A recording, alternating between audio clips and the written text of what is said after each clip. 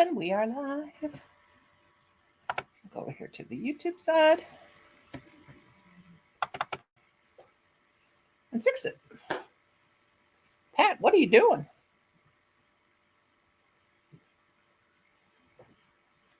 Monday night. Monday night is right with me. Top chat. We don't need chat. We need live chat. Live chat. And it's blurry. Let me fix my picture. 480p. I'm going to put it on 720p. Much better. I see 2 thumbs up. Thank you, thank you, thank you.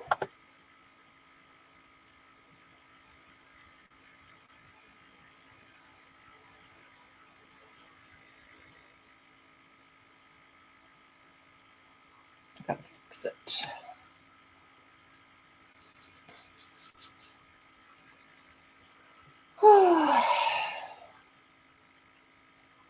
Customization.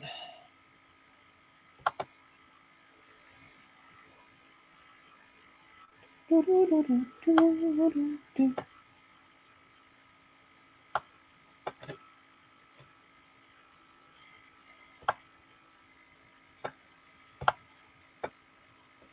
right, I'll say that.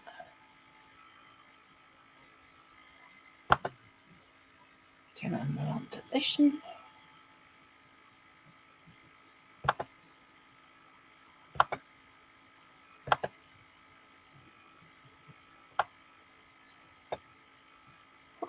Hang on a minute. There we go.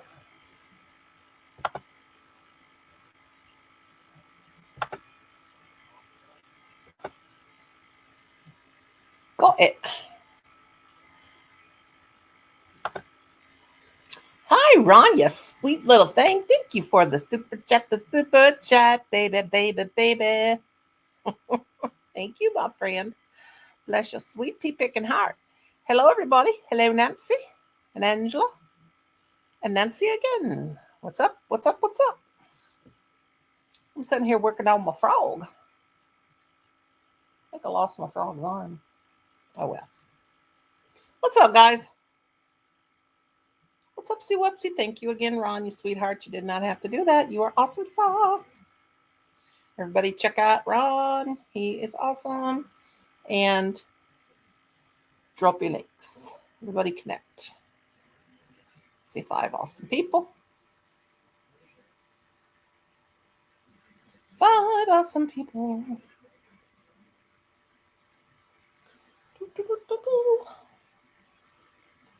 Thank you for coming. I see 6 awesome people now. Cynthia, hello, Cynthia. And Crystal, hello, my darlings. Hello, hello, hello. Thank you for coming. What's everybody up to? I'm sitting here crocheting and trying to finish up my crazy little frog I'm making.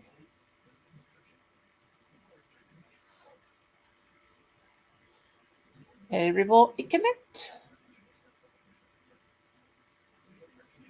Crystal saying hi to, hi, Chris. How are you? Now, I know everybody's blue, so yeah, hi, darling. You can all drop your links. Oh. Okay, I'm listening while cleaning. Ooh, come over here and listen and clean my house. Cindy's making a bad shawl. What do you mean it's a bad shawl? Why is it bad? I'm making a square frog. Whew. I ate too much supper. I did. I'm too full now.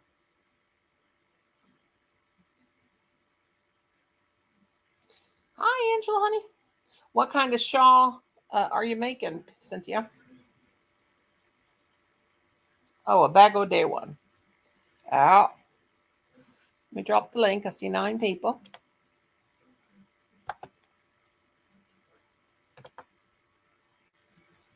Paste.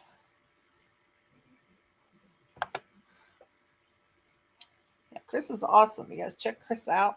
Everybody check everybody out.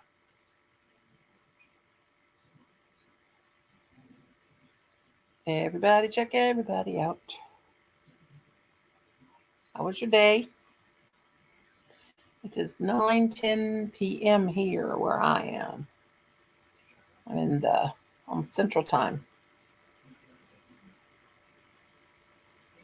Central Time.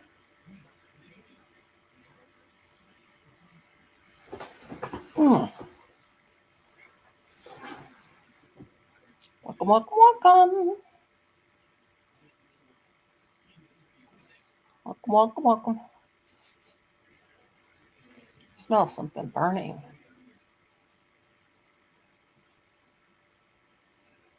Somebody's burning something outside.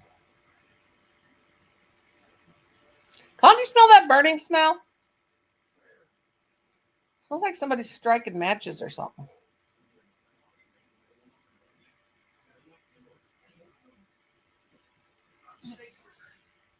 Huh? 7:10 p.m. where Cynthia is. She must be on the West Coast. Don't walk in front of this I'm doing live. Do you smell it? Or is it just me? I hope it ain't me having a seizure. I better take my camera. That ain't a good sign for me. Hi, Dollar Lack Channel. Hello, hello, hello. Quit that. You want to mark? I'm with the. Go. I have to hold my hand up. My son is walking around with his shirt off, and I don't. Just a minute, Dollar Lack, honey. You are subscribed to me, eyes. You probably still see me. Presume. Woo. Presume.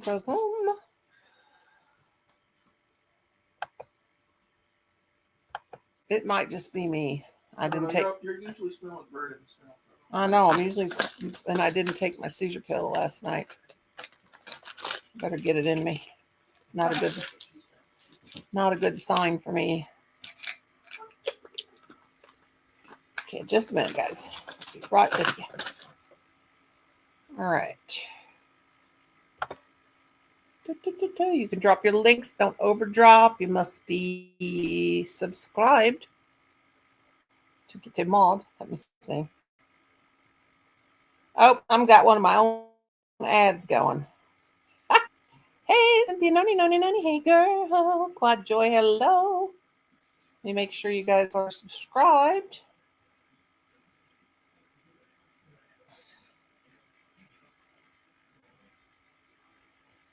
I don't see it. I don't see the subscribe. Oh, darn it. Oh. People. Oh, boy. Make sure you subscribe. Please. I'll make you a mod. I'm watching one of my own ads. I think I did. Hey, Joanne. How you doing, girl? Add mod. Okay. Now, we get back to StreamYard. Oh, Life with Ron. Awesome. Okay. You can drop your links. Don't overdrop. But thank you for coming. I got to take a pill.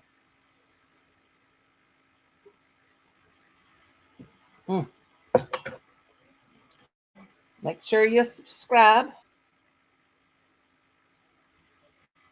I got it on subscriber only mode. Hey, Joanne. Maybe it's just not showing up yet. Okay. All right, let me get situated over here. 14. Awesome. I'm going to drop the link in case anybody wants to come up. Oh.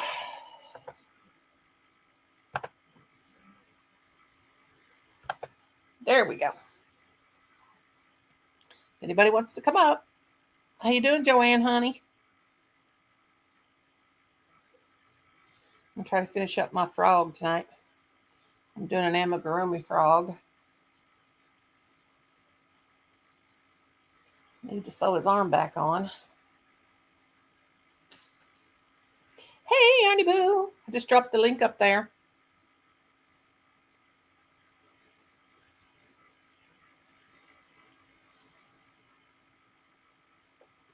Oh, my goodness. Live with Ron. Yes, everybody connect to everybody.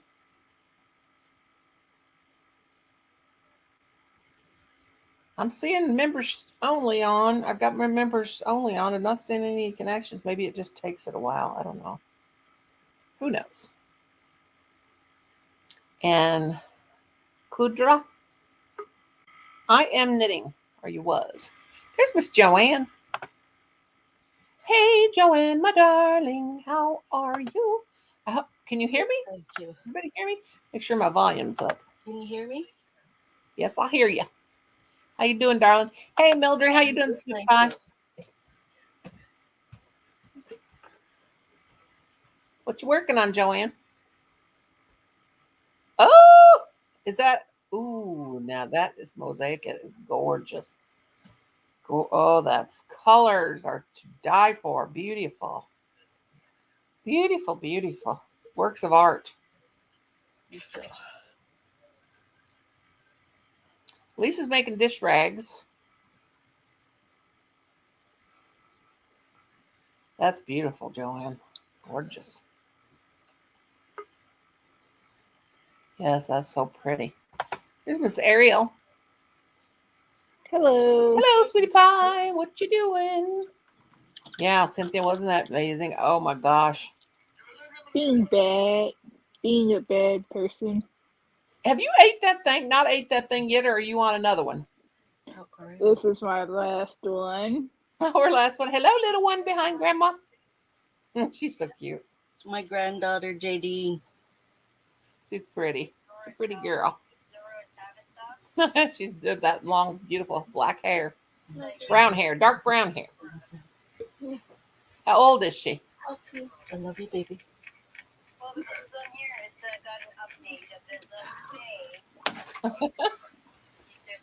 Yep. I Mildred, have John. moved everything back into this bag. Love you. Oh, you're putting Everything is in your here. bag around? Yes. I'm just like, I have too much stuff in here. Two glasses cases.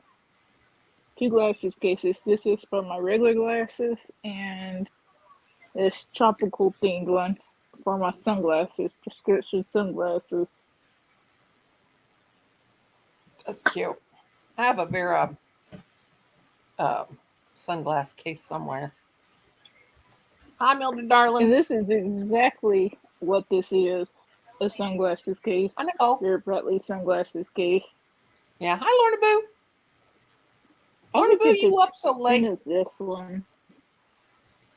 Hello, Lorna. I forget Hello, the name of everybody. this print. And thank you, guys. It took me quite a while to learn how to do the mosaic. But with Katrina's I used to help, do one. I It's learned beautiful, Joanne. I made a few when I was in my 20s, but oh man, that was a lot of work. I don't even know how I did it because I was running after babies. Now I can't, not running after babies, but I don't know if I can do it. I don't think I got the concentration anymore. It's gorgeous. I have one. It's called a. I can't remember what it's called. Navajo mosaic. Not sure that I made probably 40. Oh my gosh. I think I was 18 when I made it, 18 or 19. I showed it on Kim's Crochet Knits about a month ago. I still got it. Still in great shape. And I mean, it has covered up everybody and it's been washed, I don't know how many times. Lorna says, I am awake as your grand fur baby wanted in her ball. Oh, she's spoiled, Mama. She's spoiled. She wanted to get out and run around in her ball. There's Chandler. Here's that girl that falls off. Never gonna let her live that down. Hi, Chan Chan. What's up? Hello. What you making? Blankets galore. Blankets. I can't talk. I have so many. I got 4 over there I have nowhere to store mine. I got to quit making them. That's why I'm doing amigurumis right now because I have nowhere to store them. And got a trash bag full. I'm gonna try to find some place to stick them. It was Hello, probably Jen. a super saver. Hi, Yes, it was maybe a Joanne. super saver. How you doing, darling? I'm tired.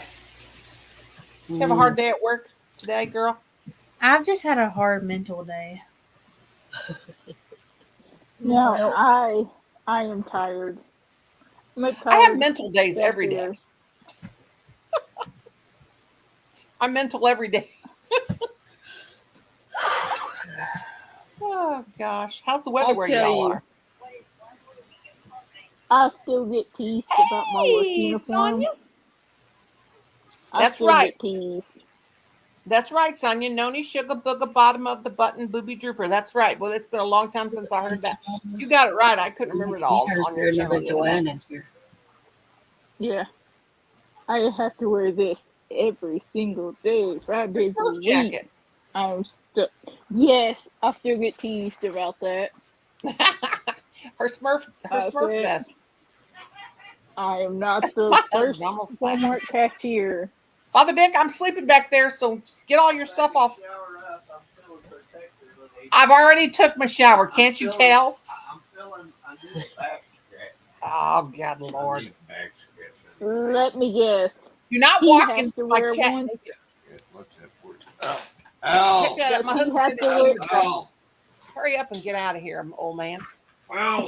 Does We'll he punch have you to in wear the the head again. Smurf Ace jacket pocket too? killer. Didn't hurt that Okay. yet. Does he have to wear a Smurf jacket also? Candy. So beautiful, Joanne. Oh my gosh. Stock Explore, what you up Yeah, to? and it's just as bad with the It's just as bad with the matching blue polo shirt. Just as bad. Well, you get to save on your good clothes. Well, you still wear the khaki pants, right? Blue jeans. Blue jeans. We get to wear blue Oh, jeans. you wear blue jeans now? Yep. Not much, Asanya. You want to come up, honey? We're just up here Yeah. hanging I out. still have to buy blue jeans like crazy. Jeans galore.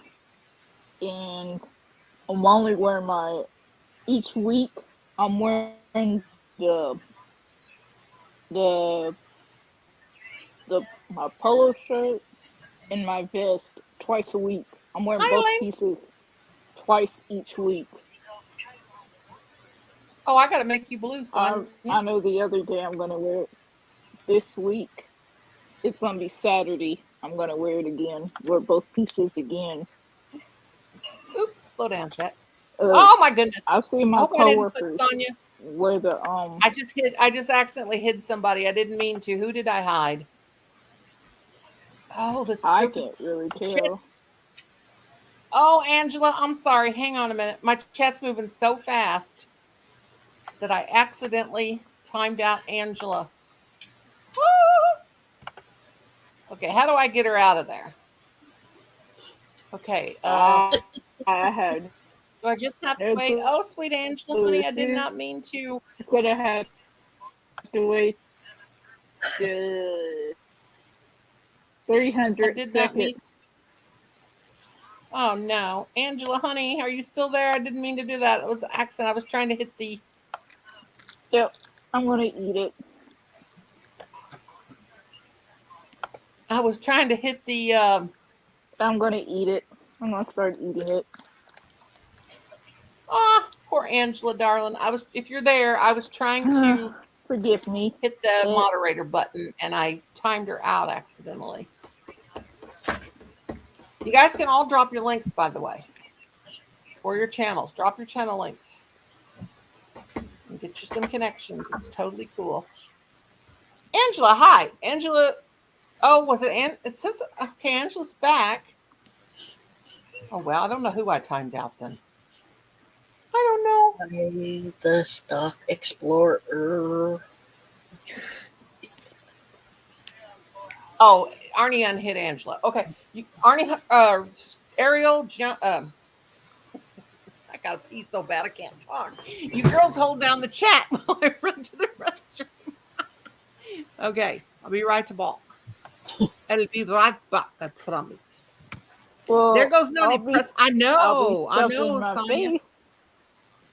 I'll Ariel, stuff my don't face. finish that candy bar till I get back now. No touchy of the buttons So Watch there. you enjoy I'm it. gonna eat in peace. I can't even get up. I'm stuck. Eh,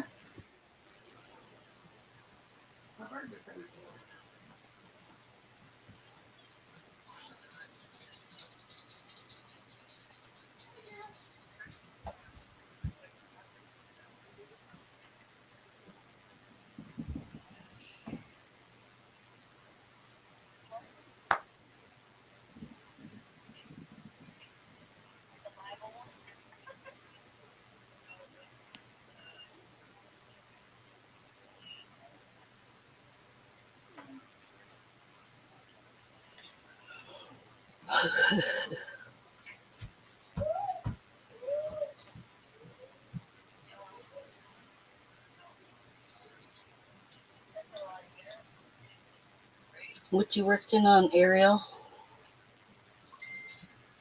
I'm just eating my stuff in my face with a candy bar. Side. Oh, I'm coming, I've been guys. working on ringing up groceries all day, but I got for let my 5 hours I've been ringing up everybody's groceries. And the customers expect me to lift their heavy items from the register back into their buggy, and I say, nope, not my job. I didn't sign up for that. I'm just I'm just here to ring up groceries. That's it. Everybody's groceries, and that's it.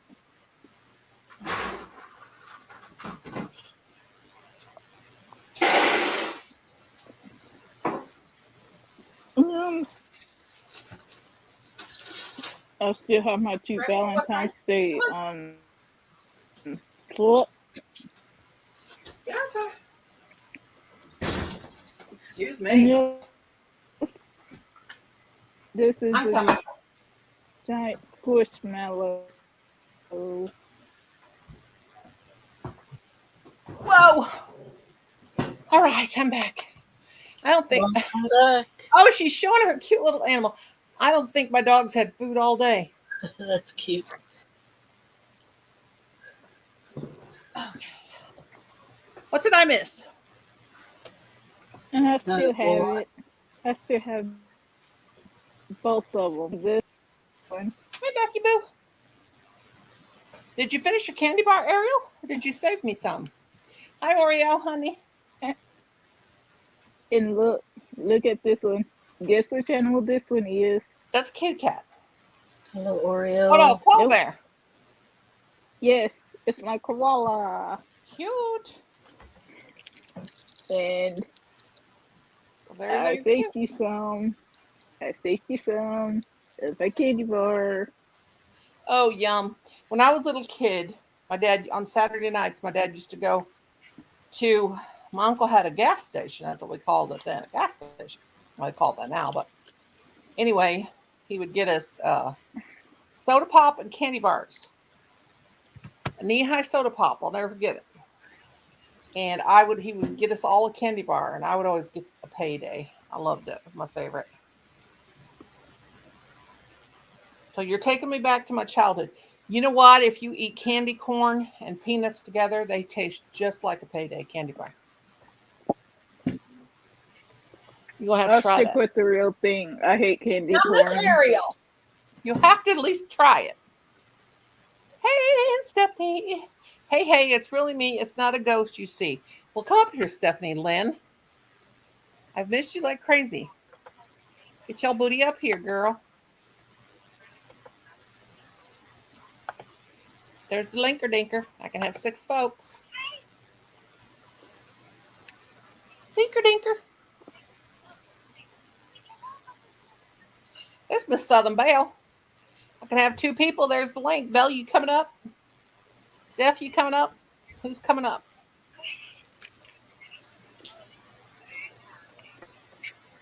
Angela, I am so sorry. I accidentally timed you out, sweetheart. I was trying to turn somebody blue and I timed you out. My chat was moving so fast. Well, Ariel fell out. There goes Ariel. Oh God no. love her. Ariel, are you okay? Yeah. Hey, Emily. You sound like Wow, what's up with that sexy leg sticking up there? Emily, do you know that somebody was impersonating you over on Brenda Land's a while ago? no, it wasn't. It was me. Oh, was it? I have 2 accounts. Oh, we didn't know it was you. Got a was me. crack? Wait a minute. Yeah, I'm crafting. She's got a crack in her camera, and I dropped my phone last week. Have to go. Oh my Lord, Stephanie Lynn. My. What you doing, Emily? I'm doing a craft. I'm trying to remember how to do it. It's where you like cross stitch it, kind of. Y'all remember Hey, how Belle. to do it? Hey, we on private chat again. What's up with that? No, well. Actually, I do have it on subscriber mode only, but I do have it where it should show the chat, the live chat, and the. I'm not getting it. I don't know what's going on. You're not seeing it? I have to put it on my phone. Can everybody see the comments? Is anybody else seeing the comments? Let me go back in here and see. You might have to. Yeah, it says it's on. All I see is Should be able private to chat. Ariel says Does she's it- having internet issues. Can you see it on your phone? Can everybody up here see the comments? Can you see it though, Granny? Yeah, I can see them. Cynthia says she sees them. She can see I'm them. talking about everybody up here. I Oh, only everybody can on the see it panel. when I go to the YouTube side. Oh, I can you go to the see that? YouTube side, but we'll hear echo. All I see is a private section. Well, maybe I I You guys can't see YouTube the. side, and then I I go to remember the doing this. I hadn't done it since I was a kid. I remember how to do it. I just can't remember how to do it. Hang on, let me look at it again. Hey, Mark Anthony. It's that plastic Here stuff. She left. I can do this. I know I can. I haven't done it in years, but I can remember how. I'm smart. Okay, let me Yeah, see. you had a smart kill today, huh? I'm very smart. Or at least that's what the doctors tell me. Wow, you get a medical degree. Smart. Are you the one in UK? No, I'm in the one in Alabama, Mobile, Alabama. Oh, okay. I'm the one that's the plant lady, the crochet lady, the dog lady. She's the plant lady, the dog lady, the crochet lady, the everything lady. She Okay. can make anything. She can make anything grow. Just I about. think my computer gets real hot and does weird things. You Okay. know. Anybody? Is that any better? Who did I lose? Did I lose Miss Joanne? I think they can't see the chat, so why don't you just put the chat up since we can't see it? I What got it people all up. say. I got everything up going. I got everything set where it should I'm be. talking about touch and put it up on the stream. Put it up on the stream. What are you talking about? Put it up on the board. Board? How you do that? You go. I don't know. I just got it on. I just got it on. She's been a YouTuber longer than me, and she don't know how to put those little. You just touch it where it says show. No, I got everything set in the. You touch their comments and you put show their comment. She said, I ain't doing no work. That ain't gonna work. Working. Let me see. Let me see. I can't. That's what I had to do anybody, for. okay. This is gonna drive Emily, me. can you see the chat? They can. Emily, can you see the chat? Let me see. Just on you while where we're standing. But I can see it on the phone if I get my other phone. Just on yeah, while we're standing. Aaron, you know what I'm talking about. Can you see the chat? Like this? Oh, Oh, wait. Aaron, you know what I'm talking about. Yes, that's perfect. Yes. like that? No, Yeah. no, I don't. Yeah. See? Thank you, Aaron. That must be something to do with. Well, I can't crochet if I got to sit here and touch this all the time. Oh, it's okay. I'm just letting you know I can't see the chat. I have to let my phone What cool Becky down has to say. anyway. Well, My surgery is phone's tomorrow. running really hot. And we'll I take just another got done doing a live, Yeah. Okay. Let's see what else. Okay, the next comment comes up. I'll put it up there for a minute. It's no big deal. I'm just letting you know my phone's real hot from doing a live, and then I moved everybody to see. We went to you do put it on your a phone? No, I did it on this computer here. Yeah, this is what I see on my end. Thank Ain't that you. weird? Well, That I've is got everything weird. turned on. I've got the live chat and the. Who's that naked girl you had at the bottom of your phone on those pictures? I'm just teasing you. Aaron's the looking real hard. He's looking real hard. Ooh, I want to see her. It's got it on everybody. I don't know what's going on. Oh, I'm just messing. Becky, all that goes well and a quick recovery, says Cynthia. Yes. We will be saying prayers for you, darling. He's going to look for the naked woman on that picture thing. I'm just teasing. Cynthia said prayers, Becky. I'm hungry. I was today. Well, somebody burped. Okay. You sure? Yeah, when I was over there at that house and I was plugged up into the thing, and there was no bad weather, okay? But when I was looking at my screen, it looked like a shot of lightning come through the screen. Like on the side, like when I was on the live, like on the white part of my screen, maybe my computer's starting to conk out a little bit. Maybe you got a ghost. You know what? I kind of wonder because my mother passed away in that house along. We tore it down, but her spirit could be in there. Yep. And today, I don't know, I got to crying. I got to crying going over to that dealership. I was so stressed out. And I got to crying and I did all it. right. See, it was because I was crying. But I got to crying and crying and crying and tears in my eyes. My heart was broken. Before I went to that place, and I was just so aggravated. I felt my nerves were crawling all over my shoulder, stressed about moving and everything. And oh yeah, it's hitting you. YouTube channel, trying to keep everything going because I don't want, I want to keep it up because I don't know if you never know what's going to happen. You don't know if something you might need it. So I want to keep it going. So I got to crying. I'm thinking, I said, you know what? I'm tired of, and this is the truth. I'm just tired of my sister hollering and screaming at me and fussing at me. And I am. I'm tired of it. Well, and I got to think about that. And I said, I just need to tell her to back off, Yes. Just back off, or else I'm going to slap you off. I might be sitting in prison. It's hard on you. It's hard on you. So when somebody's on you all the time, whether it's your spouse or your sister or your brother or whatever. And my husband, I'm telling you one thing, I love him. I don't want nothing to happen to him, but he's on me all the time.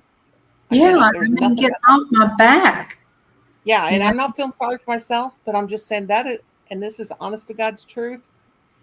And everybody says, just turn a deaf ear. Don't listen. It's kind of hard when they're really loud. It's hard to turn a deaf ear. And I've been doing this for 45 years. And I told him, I said, but it don't do no good to tell them because when they're upset. But, he joked, we were joking around acting there a while ago, but usually he's always mad at me about something. I can't do nothing right. So, he always says, you can't do nothing right. So, you know what I quit doing? I quit doing anything for him. I just cannot do it. I told him, I said, you're going to have to, I can't cook for you anymore. I can't, I mean, I hate to say this. Well, I don't hate to say it. Can't make them happy. Quit. I just quit. And he was spoiled rotten. My dad told me, and him, and he's right here in the room. He ain't going to say nothing to me because he knows it's the truth. But my dad told me, you're treating that man too good. You're taking too good. Yeah. You're cooking. And 3 I meals want, a day. I want to hear it. I want to hear her say, I want to hear it once in a while. I want to hear her say, I I appreciate love her and I know she does a lot for me and I appreciate it. And I'll tell her that. But I would just like to hear it a little bit more kinder and, say, I don't know what I'd do without you, Susan. I love you so much. And wrap her arms around me and feel that sincerity. Right, exactly. But, It hurts she, you. I'm sorry, big girl. I'm sorry that you're having to go through that. And I know, and you're going through a stressful time trying to get moved into your house. And yeah, and then me doing it by myself. And I love my sister. Don't get me wrong. I love her to death.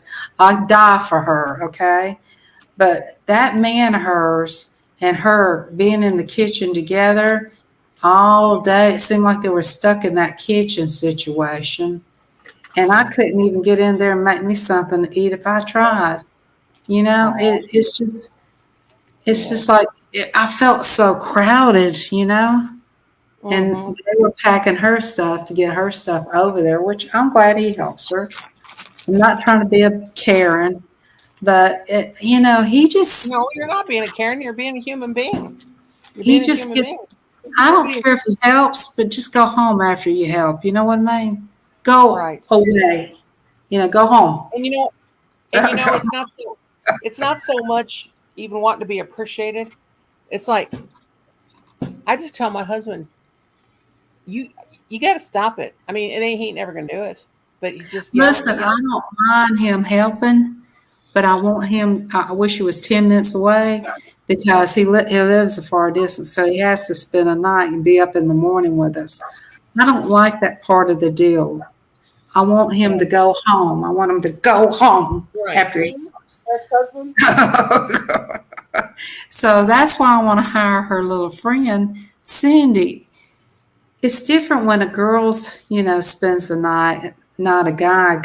You have to baby him and all that. That gets on my nerves, If Cindy helps, she can go home. You see what I'm saying? Help me with I totally get it. Move the things. Put the clothes in the car. Help me move. Go pay you for doing it. Go away. Right. Exactly. I get it. Say something tonight. I really got to say this, okay?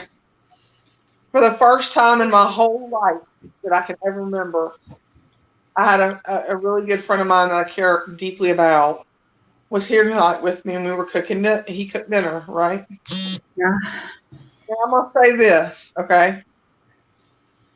For the first time in all my life as an adult, I ate first in my life because he fixed dinner for me first. That's the first time in my whole house that I've ever ate first or been fixed food first. And I thank him so much for that. I really do. Well, I appreciate him, but I mean, I don't know why. It's just enough, I don't know. I'm so used to living by myself, right? And well, I you're just in a very everybody's in that space, And I mean, the first time I moved over here, it was all in my space, And I have never lived with a bunch of people or had a bunch of people around me that were so active. Jesus. And my mother was bedridden, so it's a whole new scene because mother would go to sleep and I'd have my time to myself. Right. Do whatever I want, and I have my space. But I don't feel like I got any space. Hey, I know how that feels for sure, too, because we live in 4 rooms. We live in this mobile home, and there's just 4 rooms. Well, there's 6 if you count the bathrooms. 7 if you count the walk-in closet. Trust me, I've walked in that closet before. I don't care how big the house is. It feels like she's in my space. And when I went downstairs in the basement and I was You're doing 3 feet my of life personal down there, space. they go down and they get in my space. Just stay out of my space. I want my space, you know? Right. Hey, one time I was taking a shower, she walked in on me. There's got to be a limit. I'm going to have to get lost. You know, Well, you I know, can't. at night, Kim goes back there to the bedroom. He's got a TV back there, and Colin's in his room, and I took over the living room. Yeah. But you know, there's never any privacy. The only, you know, a person's got to have their privacy. The only time I have any privacy is when I take a shower. I 'Cause never I can have be a dog, and I have friends, and I have guy friends, and I have a date. And I promise you to God, I've never had a peaceful moment to myself where I could just breathe in and say, I'm by myself. I don't have that. I'm always taking you care of got to. You got to. Hello, storage bandits. You got to, darling. You got to for your own sanity. Now, let me tell you something about my husband. He, I gotta get. He is when a person is bipolar, they can't help it. I know it's a mental illness. You can't help it. Yeah. Person can't help it. I'm trying to get to my channel to turn Stock Explorer. I don't know if Stock Explorer's blue, but anyway, you know, in my husband's case, he's the one with the world on their shoulders, nobody else, and that's just part of the illness. And I totally get it, and I know, but the man, and everybody goes, well, you didn't have to stay with him for all these years. You could have left him for 45, Yeah. you know. But, and I don't care if he appreciates me. I don't care if he appreciates me. I don't even care if he loves me. Just don't yell at me constantly. I can't take Yeah. it. And I can see that. there is my sweet, sweet Scott. Get your booty up here, young man. I don't even care about appreciation or nothing like that. I just want to not be yelled at because my nerves. I was yelled at by my I- mother when I was young and I mean, she would holler and scream at me too. I mean, what is wrong with you people? We can hear. We're sitting right I don't here. scream We and can yell hear at you. anybody. You know why? Because I don't I've want gotten to to be the screamed. point I just shut down when people yell at me. I just Oh, shut me down. too. I I just shut down. I can't move. I can't do anything. And the way they hoop and holler, of course, they're acting silly at night. But my mother told my husband when we first got married, I'm going to give you some advice. Don't yell at her. Don't yell at her. And I don't want me to be playing no victim here. I'm just telling you the truth. And you know me, I'm real as real can get. But he don't understand. He says, "Oh, you've been putting up with me screaming and yelling at you for 45 years." I said, "I know, and I can't take it no more. But I got to keep taking it because I'm married." You and know, it we're kills moving her. into this house. If it was up to me, if she's so stressed out about this house, my just sell ex-husband. the new house and let's don't move at all. That's my feelings.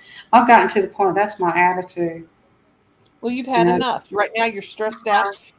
You're stressed out. Your stress I level. can't even do it for myself. I like to get my hair cut. I like to go get my glasses fixed. I got a strip screw in my glasses. I can't even do a few things.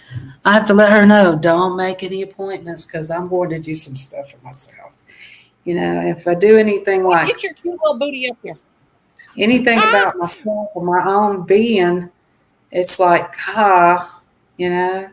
I know. It's And like this it's almost like they're stealing your identity. You don't even know who you are when somebody is trying to. It's exactly, like I've always been under other people, and I've right. It's always like they're helped other people and being by their side. My sister's boyfriend, her family.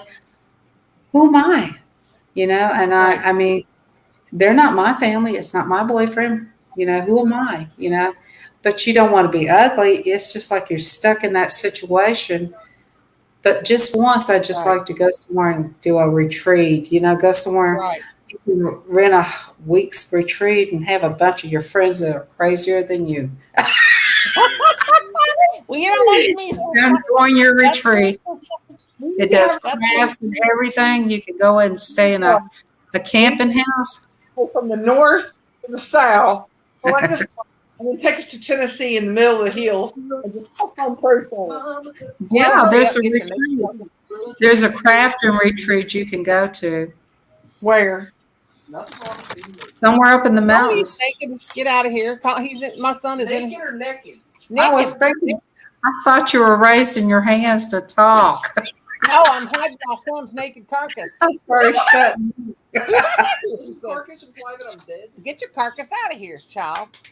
But see, that's what I like to do. I like to get a bunch of people, and we rent like a cabin, and they have all these places where you can do crafts and they set it up and on and go to a crafting retreat. I think it'd be fun. I think it'd be a lot of fun. Helen, go to your room. Here comes that cute little Scott. Hey, everybody. Hey, Scott.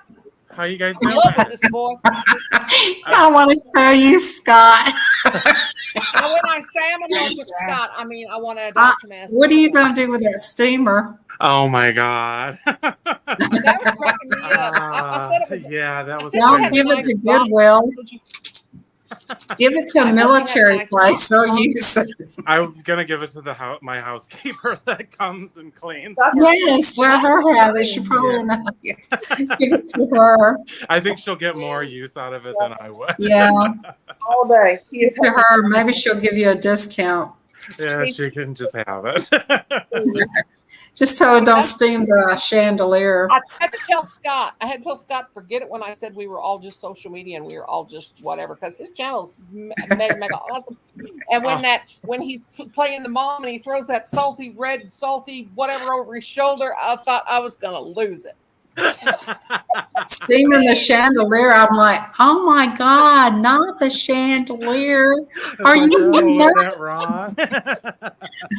You are hilarious. That was so funny. You should have made that a premiere. That would have been good. You would have got a lot of people saying, oh my God. Val, you didn't tell me Scott was a cemetery person. Oh yeah. What? I have two videos from cemeteries. Cemetery person too. He goes to cemeteries. Yeah. Yeah, one of them was a huge cemetery, and then another one is the family mausoleum. So are you in Illinois? Are you in Illinois? Yeah, you Chicago. Okay, because you Chicago. Chicago. I've been to that cemetery. Where Oprah is. You know Oprah. Oh yeah, we go way back. Yeah, Scott, you're not too far from me then. I'm just across the border. Oh. Yeah. Well, that guy, he says he always loved Oprah, so he watches it before he does his shows. Who is that? It's a movie about a guy and a little girl who's a drag queen, and he practically took her under her wings. It was a cute movie. I can't even remember what the name of it is. All I remember is he watched a lot of Oprah. Yeah. Well, it's funny. That video of the steaming, I wasn't even gonna post it, and I told Ron about it. I'm like, yeah, it didn't go very well, and Ron was like, no, just post it. Ron, get your butt up here. Ron. You should have posted it as a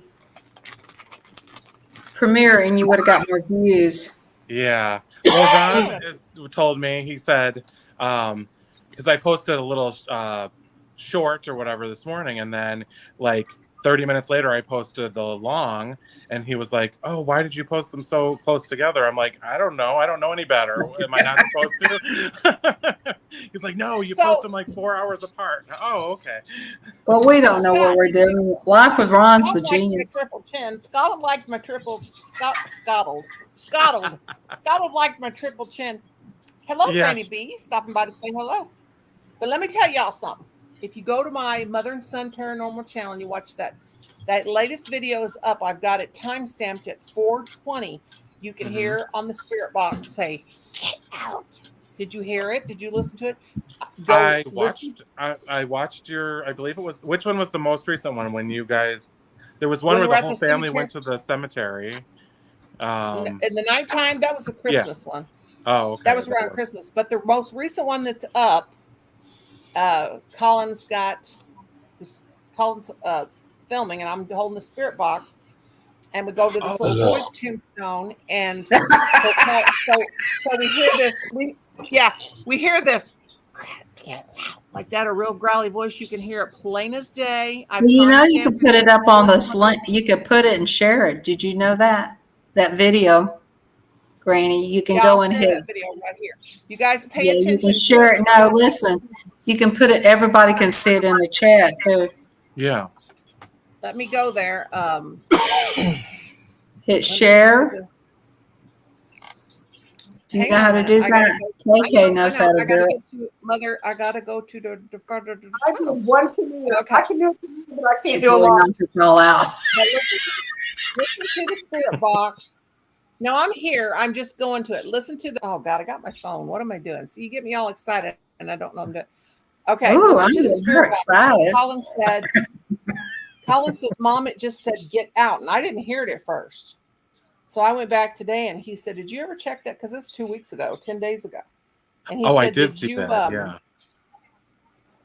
But if you listen, you hear a real growly voice on the spirit box. Get out. Like that. Yeah. Let me post the video. And I put on the timestamp. We got a bunch. We got, there's somebody. It's my little Ron down Life with Ron came up and just says something in the private chat. Ron, how long what you been up, down buddy? there? Hey, Life with Ron. Ron's gonna say, "Get out." Okay. No, you guys, I'm serious. It's really spirits are raw. I was like, oh my God, they're like, Well, I've never really, met one, but I will tell you that one time way back when I was really the best person I could ever be as a Christian, and I was walking in the light to the maximum. I mean, really super. I mean, I was really reading it up, and I mean, there wasn't nothing you could say to me. I was just powerful. And I'm going to tell you, my mother's boyfriend had a brain in bust in his one of those brains or something, bust in his head, and he fell down on the floor. And I just said to myself, "Oh my God, what am I going to do?" And I felt something come in. I was very upset. I felt something come in my body and take over. And I was very calm. And I took first aid and everything. Mother was screaming and crying. I said, do this. And I gave a mouth-to-mouth resuscitation. The minute the paramedics, I was very calm. Now, it wasn't me. Somebody was moving me. And I felt that too. Let me tell you, I felt them moving me. And I said, and the minute the paramedics came and said, ma'am, you did okay. I felt that person move out of me, and I started crying. And I felt a kiss, like a little tiny kiss on my lips of honey, and I knew who it was. It was my papa. I knew it was him because he always ate honey. Okay. It was just like a little kiss, and he always kissed me like a little kiss. Yeah. Well, if you listen real close to this, yes, you will hear it come clear, very clear. I have got so many investigations we've done. Nobody can convince me it's not real. A lot of people know what's real and what's not real, but they just don't want to. And I think I got it. I think that's it. Let me just make sure. I'm coming back and haunting all the mean people that treated me bad. Okay. It's Missouri Cemetery Spirit Box. The title is, that's it, Missouri Cemetery Spirit Box Investigation. Listen to us do the investigation, and you can hear very clearly, and I've marked it. It may be around, about, before, and over. Oh, Scott says, when Joseph said get out, I was expecting to hear screeching tires. Mr. Scott, screeching tires. Oh, well, looks fun. Okay. I don't think that was Scott. It was too old of a voice, but did you hear it go out? Did you hear it? Yeah. Yeah. That was a female talking to him saying, get out. It was not a female voice, but it was a guy telling you to get out. Oh, you guys wouldn't believe it. He's got that. He's got this. Check it out. Check it out. Check it out. Get out. Don't be using that steamer no more. It's not. Well, there are lots of spirits around me in this house, and I will tell you, in most of my videos, when you look, you see the orbs just floating around. I don't know. They're all around. So I definitely. Did you watch the video of? Did you see the one of my son holding my great niece, and she's looking behind him, and all of a sudden that orb just goes right up. We were talking about my mom for 2 I've hours. heard about that. I've heard somebody saying they've seen orbs around me. Okay, I'll have to watch. Go to that channel.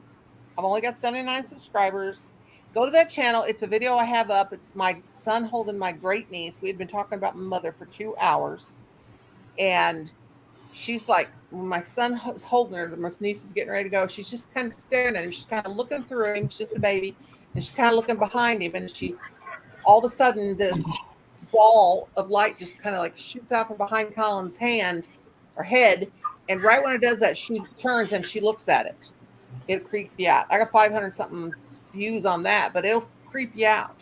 Mm-hmm. If you're afraid of this kind of stuff, which I'm not. Yeah. But I've been going to cemetery since I was 5 years old. I was the little girl that was. I don't see the orbs. Everybody says they see orbs. You got to be sensitive. You got to be an empath. You've got to be a sensitive.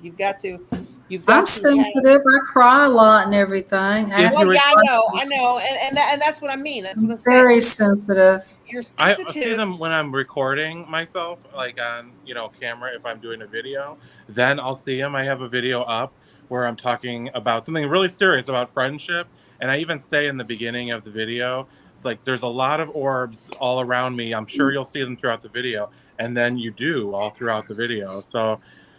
But I don't see them usually just sitting here. I can see them make it out. You don't when I'm looking at this lens on the camera if it's facing me, which it's like, how often would I ever do that unless I was making a video? Never. So, you only see it when you're... energy, spirits are energy. Energy can never die. Energy, electronics and stuff picks up energy. So,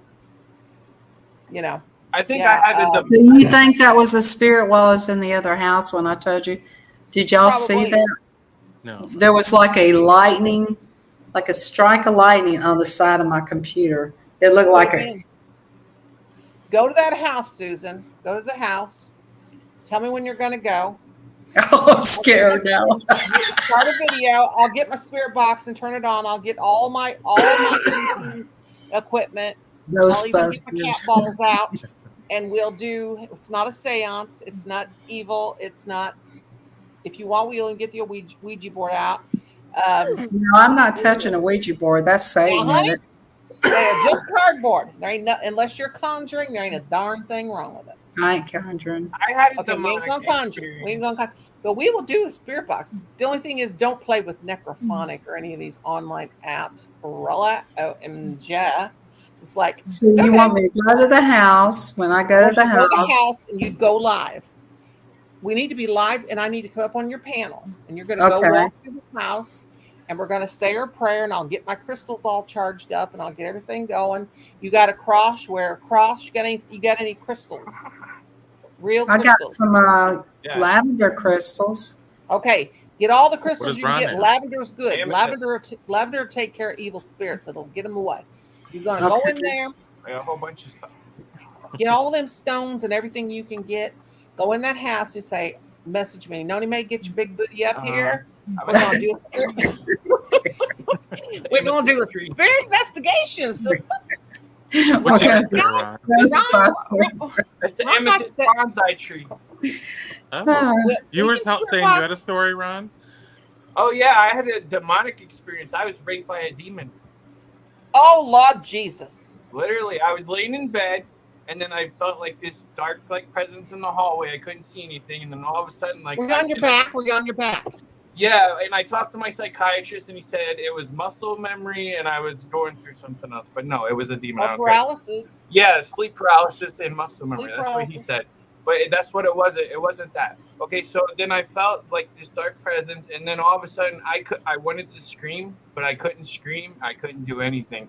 And then I felt like it. Okay, this is gonna be a little TMI. No, I love it. Come on. It penetrated me.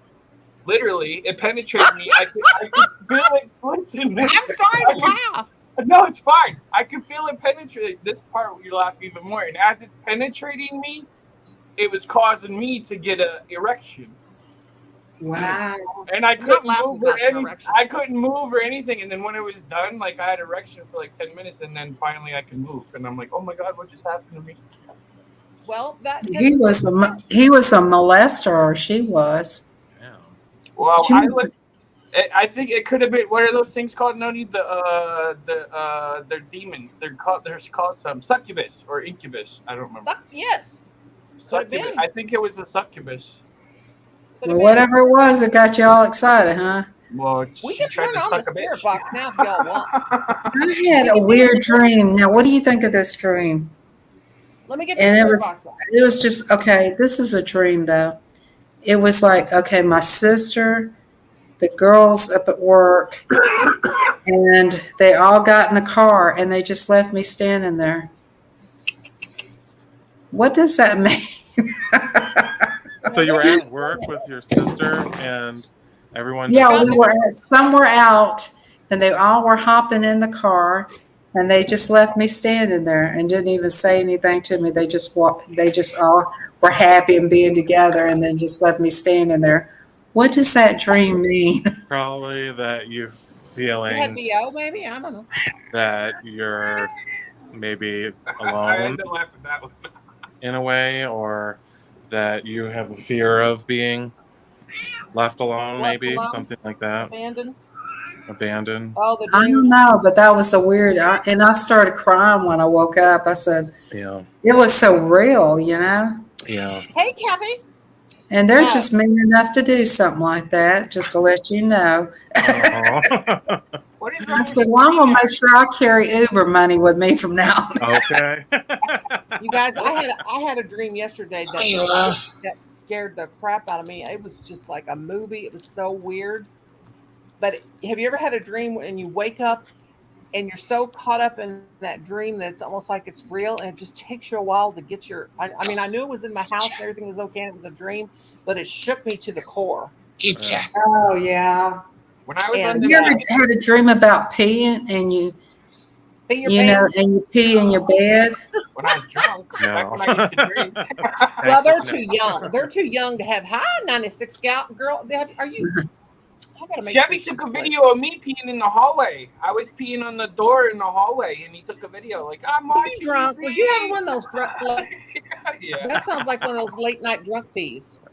Oh my Yeah. God. I'm gonna turn on the spirit box. Hang on. Okay.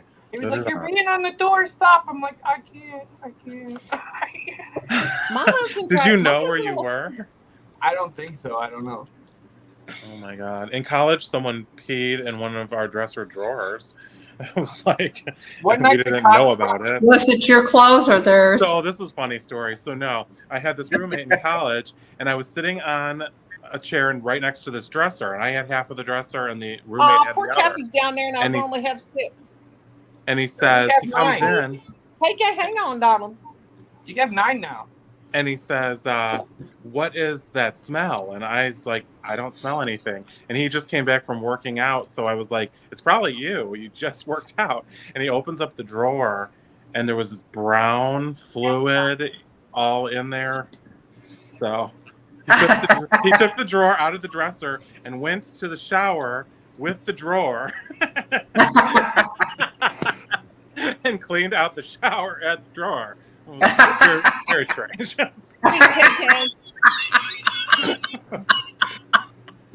Y'all, I I like got your a stories. question for everyone in the chat, and everyone up top, and everyone in the chat. I got a question. I had this dream the other night, and I still remember it. And I never remember my dreams. Is the weird part. I might remember maybe a minute of it, but this time I remember the whole dream. I had a dream where I was preaching in this church. Somebody donated the property. It was like 20 acres. And I had like 5 or 6 greenhouses on it. You know, the long, clear ones they have. Yeah. And not only did I was preaching at this church, but the people that lived there were homeless, all of them. And they were all going through either PTSD, ADHD, bipolar, schizophrenia, PTSD veterans. They were all homeless, and they were living on the property with me. And Yeah. I was teaching them to be self-sufficient. And we were like, made our own electricity. We made our own water by a well and with a pump. We didn't have to have a actual well. We actually pumped it the old-fashioned way with a pump.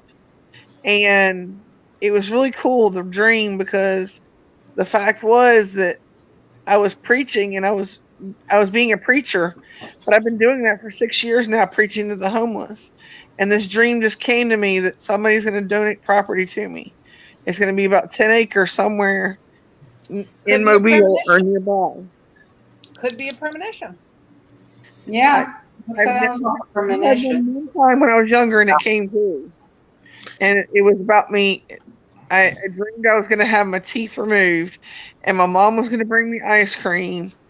And then I went home and I ate all this ice cream, and then I didn't want to quit. I didn't want to quit eating the ice cream, and my dad said I had to. I was real little, and it happened like 2 weeks later.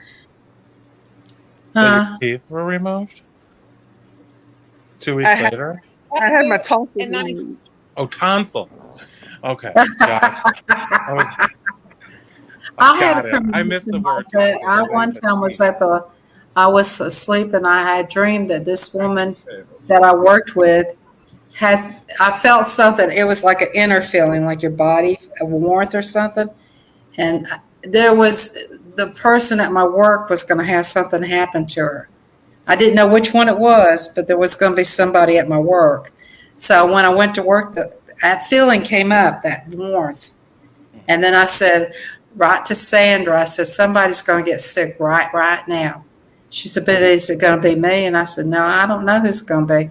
Then the lady in the back room got sick. She had a heart attack. Mm-hmm. Damn.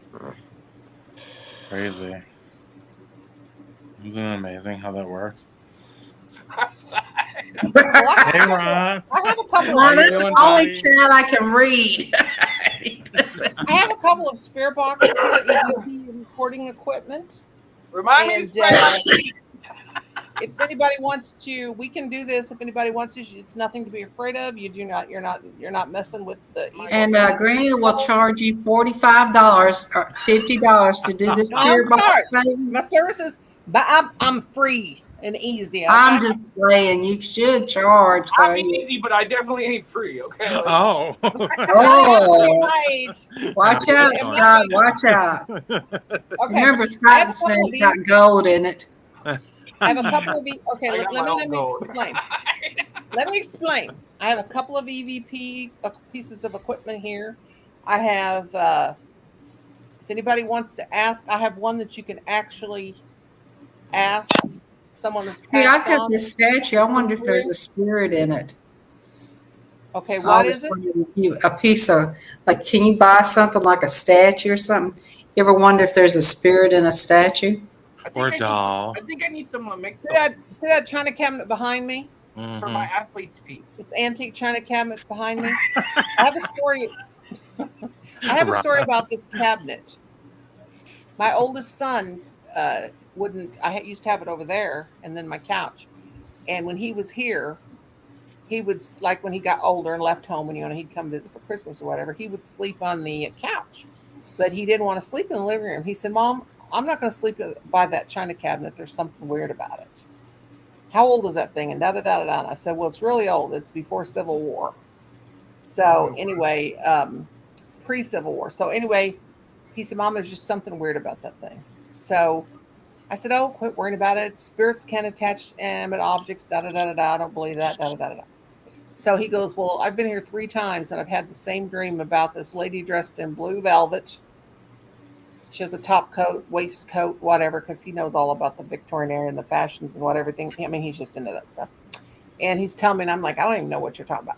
But anyway, he goes, that was her china cabinet. We got that and a camelback steamer trunk at the same time.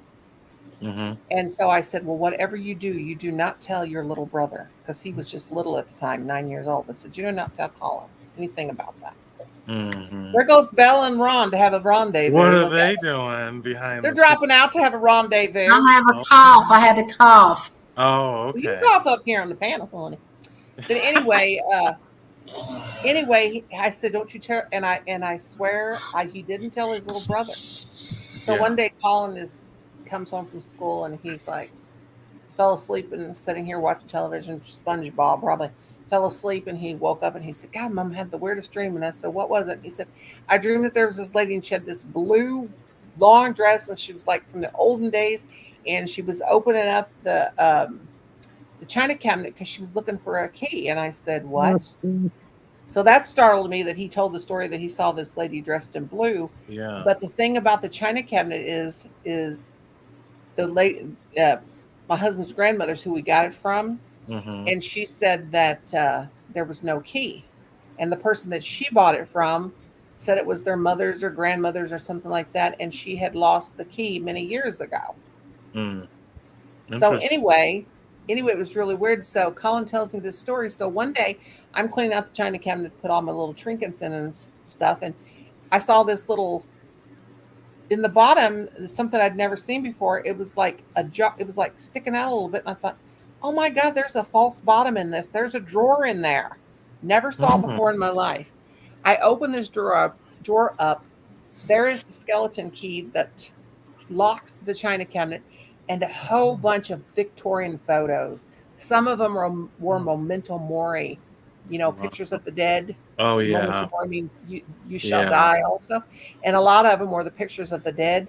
Yeah. Creeped me totally out. But for Colin Yeah. to say to me that key, about the key and everything, and the lady was reaching Mhm. inside that was just, who farted? That was farting ghost. I don't know. Ron. Con. I called him Con. Did you notice that? Con takes full responsibility. But yeah, wasn't that bizarre though? That's unbelievable. Yeah. They'll get back up here because we're going to talk to spirits. Come on.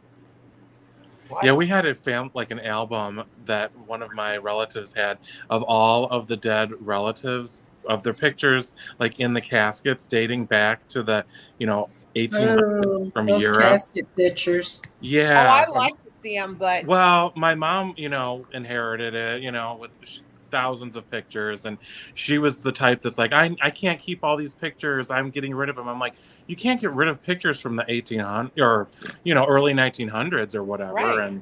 But You should make a video of those. she was like, do you want this album? I'm like, well, not really. I just want you to. I don't really want it, but she's like, well, I'm going to throw it away if you don't want it. I'm like, well, I don't really want to bring that to my house, so I guess throw it away. But that really Sorry about that. Let somebody else come up.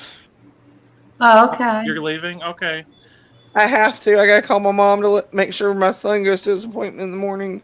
Okay. Oh, okay. Nice. I have to call Bye, my kid in Emily. like 12 minutes. Hi, to Emily. come back to me. What'd you say, My Brad? father-in-law gave me a Bible, like an old family Bible, Victorian Bible. It was about that thick, Yeah. and it was that you've seen them with wooden and leather and stuff on the outside. It was really, really crazy. He asked me if I wanted. He was going to get rid of it, and I said, I don't really know if I want it or not. He goes, well, look at it. So I looked at it. It's real sensitive and falling apart and this and that and the other. Poor KK was trying to come up. Let's see if that's Kenneth. Bless their heart, and I can only have 6. Hey, Mom. Don't Hang on a second. I'm making chicken patties, and I have to get back in there, but I'm going to stay on here. I have to get in there and put them in there, put them in the frying pan. I made a happy time earlier in my underwear. Oh, hey, Ron. Hey, Josh. Hey, Miss Southern Belle, Arnie. Hey, Mom. I'll be right back. Okay. Let me finish Okay. my story. Let me finish my story for our creep out, okay? Anyway, my father-in-law gives me the Bible, and I didn't really want to bring it home because I thought it just gave me a very eerie feeling, whatever. I looked through it a little bit. It was falling apart. I brought it home, and I told my husband, I don't like having that thing here. And he's like, why? And he said, because it smells like antique. We always, that thing I can smell all the time. How antiques just have that smell. I'm like, no, it's just Like giving me a mothballs. yeah. Well, no, this is like that wood. You know how the wood gets old. Yeah, But anyway, still. so one day I thought I'm going to look at that Bible. So I got it out and I was looking at it, and I thought, well, I'm going to take the pictures out of this Bible. And the further I get back in the Bible, I mean, the thing was that thick. There was the memento mori pictures, the pictures of the dead, and I was like, oh my God, no wonder I had a creepy feeling about this thing. So I told my They husband, wanted to get out of that Bible too, huh? yeah, it was making me sick. It was causing me problems. I mean, I was just like, I was dreaming about it and this and that, and I kept dreaming about this house up on this hill, and it was like this real square house, and it was like, it had like 2 levels, not like a necessarily like a plantation house, but it was like, it looked like kind of like a plantation house, with the upper deck, upper porch and lower porch. But I kept having this dream about it, and then I dreamed all of a sudden it caught on fire, and there were 5 children in there, and I was like, oh my God! And I had not saw this in the Bible. I had not saw this in that Bible. So anyway, but I kept having this dream while I had this thing in my house, and so as I'm looking through that Bible, I come up on picture of the house and a picture of the house burnt down, and I went, oh my God. Well, the first picture when I opened up was the picture of that house, and I'm like, I know I did not go that far into this Bible and look at these pictures before. And then it shows it after it burnt down, and then I'm reading through this Bible, and they've got these pages and these little snippets of all these little things they wrote down, and this house burnt down and killed 5 children. Well, when I shut that Bible, I told him, that's it, get it out of here, get it out of here. I don't feel good about it. I prayed over it. I did my Hail Marys. I did all my little Catholic girl things that needed to be done. And I still did not feel right. I said, get the thing out of my house now. Yeah. So what did you do? What did he do with it? Took it back to his dad. Oh. Said, Nora don't want this in the house. And he goes, well, that witch don't want that in, You should mail it to I'm the somebody. family witch. I'm the family witch because I do all this cemetery stuff. No, I do not get demons and all that. It was just that it wasn't anything. It wasn't negative. holy. It was holy. Well, Lord Jesus, it was holy. It was a Bible, but it was none of my business. It felt like it was none of my business, and I had no right to impose and look in this very personal family Bible and la-di-da-di-da. Yeah. But anyway, does anybody want to talk to anybody dead? I have a very cool spirit box here that I'll let you talk to somebody dead. Sure. Maybe. Yeah. Does anybody want to talk to anybody that has passed on, that they've lost? Male, female, child? I wouldn't mind talking to Elvis. No, we ain't gonna talk to we ain't talking to Elvis. He's probably got 90,000 people talking to him right now. Okay, I wouldn't mind talking to. Arnie's possessed battery. Low battery. Hey, JL, my darling, how are you? JL is a good friend of mine. I didn't even see that cat earlier. I looked up. Kathy and Boo was trying to come up. I got scared, freaking crap out of me. I was like, "What the hell is that?" Was that the cat like moaning a minute ago? Okay. No. That was his. Okay. Anybody got a question for anybody that's died? It's got to be a personal. It's got to be somebody you actually know. I don't want somebody that. I have a question for somebody who passed away. Okay. Okay. Were they elderly? Yeah, were they male? It was a male. Okay. Elderly male? Yes. You got to tell me a little bit of something here. Elderly? He was, elderly. His name was Marion Crowley. And my question is. Hang on a minute. Let me get some stuff here going. Okay. Okay, hang on. Okay. An elderly male. Let me look. Let me see what I see. No, spirits can travel through electronics, right? I'm gonna do a little. Don't let him in my house. I'm alone. I'll cry. A little mediumship stuff here. Where's my cross? Male, elderly. Okay. What's your question? My question is, do you miss being alive, working? I mean, do you miss being alive? Okay, here goes. I know that's a crazy question.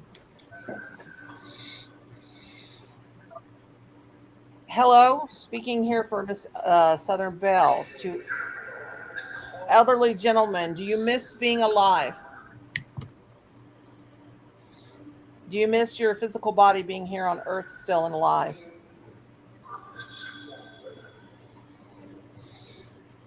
Hello?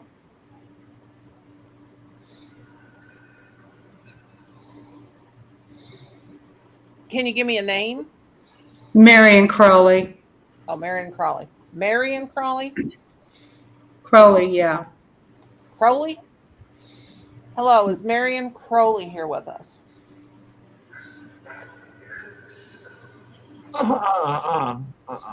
Marion, are you here with us? Yeah, barely. Marion, can you tell us what you passed from?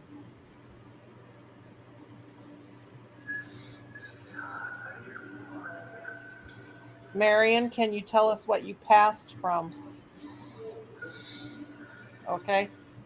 Okay. Can you tell us, Marion, what you passed away from?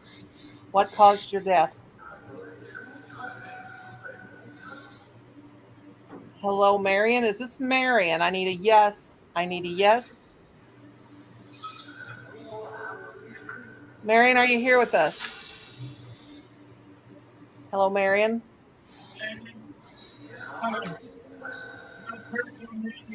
Is this Marion? Oh. Hello. Susan is asking. Susan Robertson is asking for Marion. Susan, I'm home. Now, was this a father? Is this a father or an uncle? It was my mother's boyfriend. And he was a real good guy. Marion, are you here with us? Was he 73 years old when he passed, or in his 70s? He was in his 70s, yeah. Marion, are you No, here? I don't know how old he was. I don't know. Sarah, who's Sarah? Marion, do you know a Sarah? I think that's his sister. Are you with Sarah, Marion? Marion, are you with Sarah? Asked him, does he see Lucille? Marion, are you with Lucille?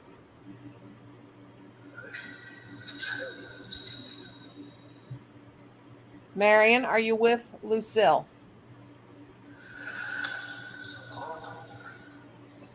So long? Are you wanting to leave us, Marion? Yeah, he doesn't want to talk. Don't pressure. Okay, Marion, we'll rest in peace. Thank you if you came through.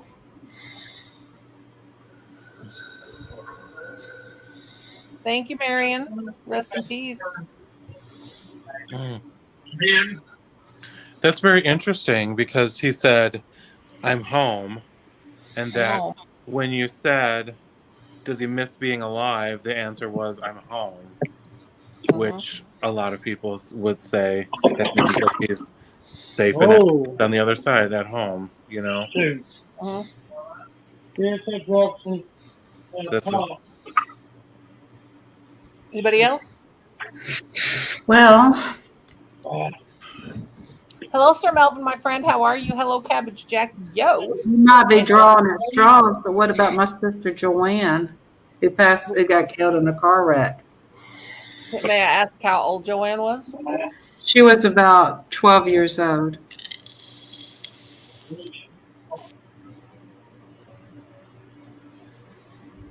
Okay.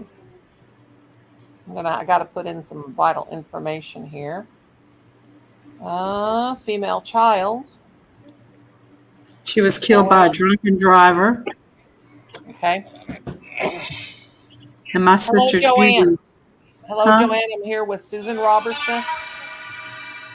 I'm here with Susan.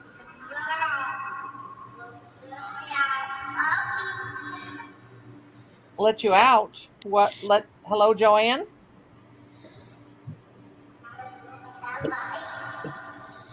Hello, Joanne. I'm here with Susan, your sister. Can you say hello to Susan? Hello. Hello, Joanne.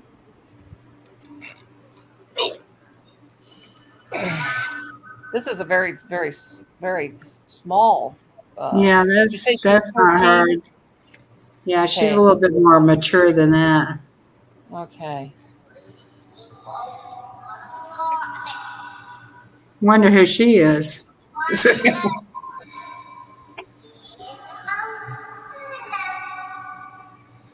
Asked her if asked her for name's Danielle. Okay, wait a minute. Okay, I'm getting Joanne. Hello, Joanne, are you with us? Are you trying to say Susan, Joanne?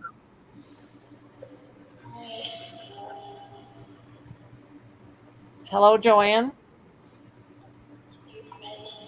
You friendly? Yes, I'm friendly. Hello, Joanne. I'm here with Susan, your sister. Would you like to say hello?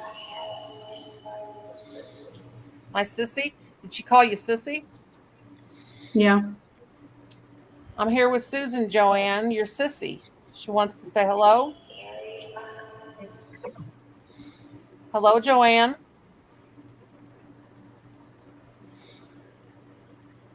Joanne, are you here? Yes, sis. Joanne, can you say hi, Susan? Sis. Can you say hello to Susan? She loves you. She misses you.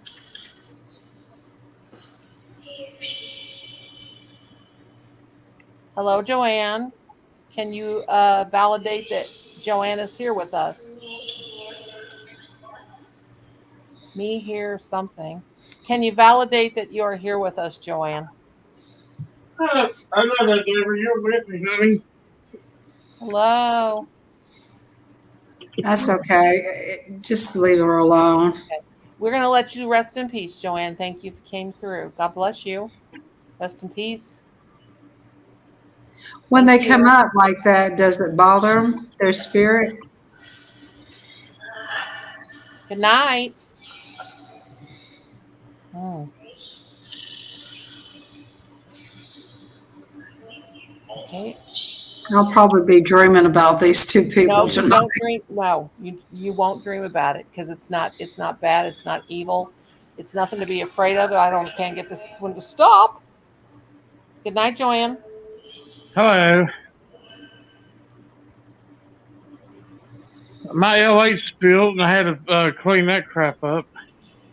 Oh, Miss Southern Belle, you ever You hear tried? me? You ever tried L8? They say it's going to go national. I can't understand. You're so loud. Go lower in the voice. Have you ever tried L81?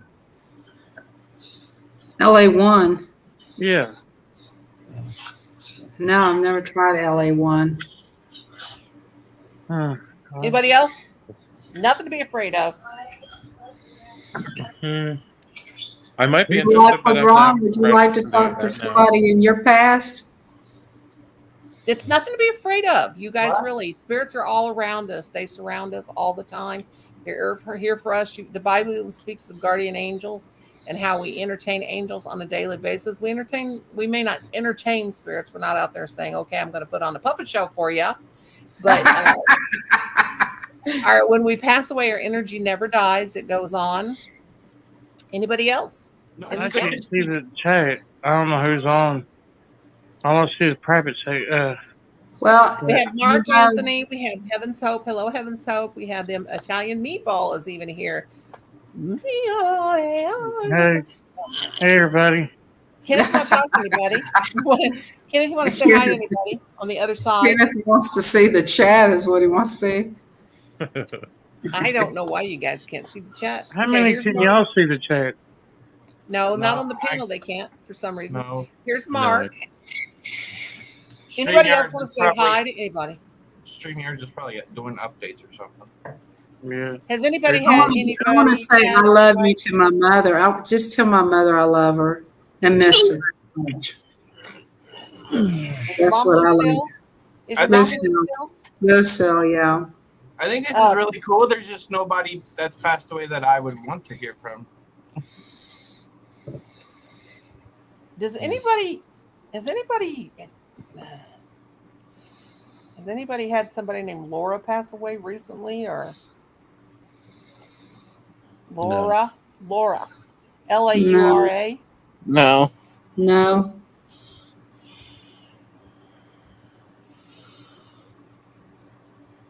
You want to say hi to your mom?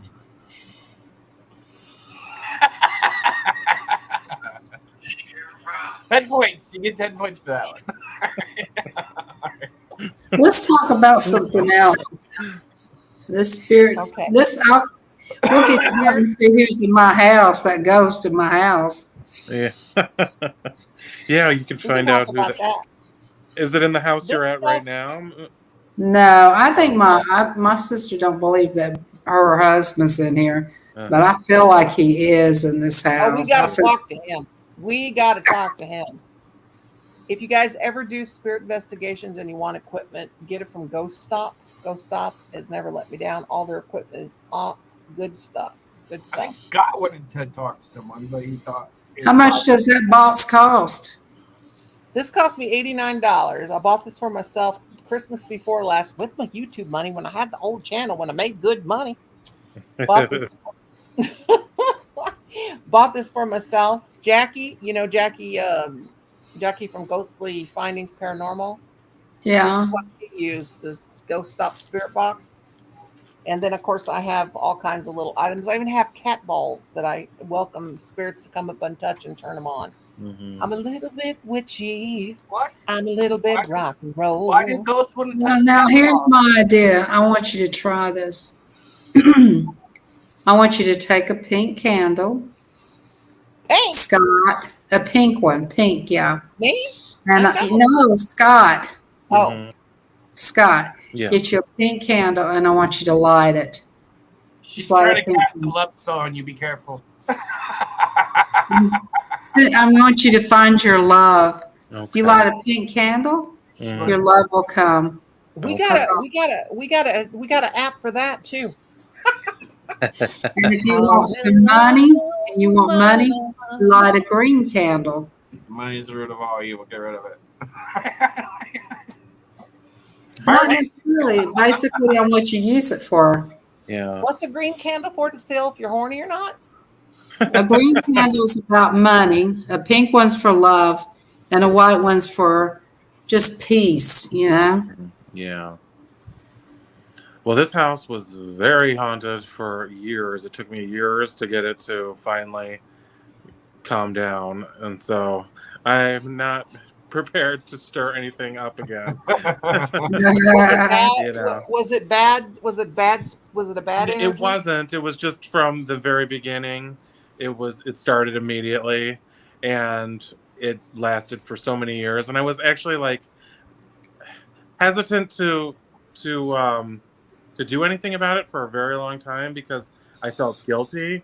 Like we can coexist. It's fine. And until it wasn't, and I finally had to do something about it. But did you have a priest come in or anything? No, what I actually did was, speaking of candles, I have like a whole bunch of candles, and I set them out, and I turned off the air conditioning, made sure there were no drafts, and this is pretty amazing. And I think that if you ever did something like this and you tried to film it or do something like that, it just wouldn't work. But it was like I was all alone. I lit all the candles. I sat there for 10 minutes and the candles burned completely straight up. There was no breeze or anything. And then I explained, I said, I want to communicate. And the way that you can do that is you can flick the candles. And I would ask yes or no questions. And when I asked the first question that I knew the answer to, the candles began to dance like somebody was blowing out birthday candles. And it just didn't stop like that. Yeah, just all movie. It was absolutely astounding and amazing. And, I would say, flame widening? Were the flames like widening and just like... It was like they were blowing in a breeze. Like, I mean, just like almost to the point where they were going to blow out. It was Wow. unreal. And I would say, okay, thank you. And I would wait like 5 minutes. They would just completely burn straight. And then I asked a question that I knew the answer was no. And I said, if the answer is no, do nothing. If the answer is yes, blow the candles. And it did it. And it went on, as long as I did, at about 30 awesome. minutes. I went back and forth with it. And, I knew who it was. And I said, it's time to cross over, I mean, it's time to go to the other side, go to the white light, the Holy Spirit, Christ consciousness. And because they're all waiting for you there, and it didn't happen immediately. It took like about a month of things slowly started to decline. And yeah. So, yeah. That's I mean, that is cool. That is cool. it was really quite a life-changing experience. And you were there all alone? Yeah, I was there alone, And but from my very early childhood, I had my first experience, and the only ever full-bodied apparition when I was about in kindergarten. And my parents had a apartment building that they owned, and they had inherited it from my great-grandparents. And my dad decided he wanted to sell it, so he was having it renovated and everything. And I was a little kid. I didn't even know what an apartment building was. I had no concept. And my mom said before they were going to put it on the market, she said, I want to see the house, the apartment building now that all the work is done and stuff. So she and I and him met him over there, and we were touring around. And I just, as a little tiny kid, I just went off in my own direction, and I ended up upstairs in an apartment.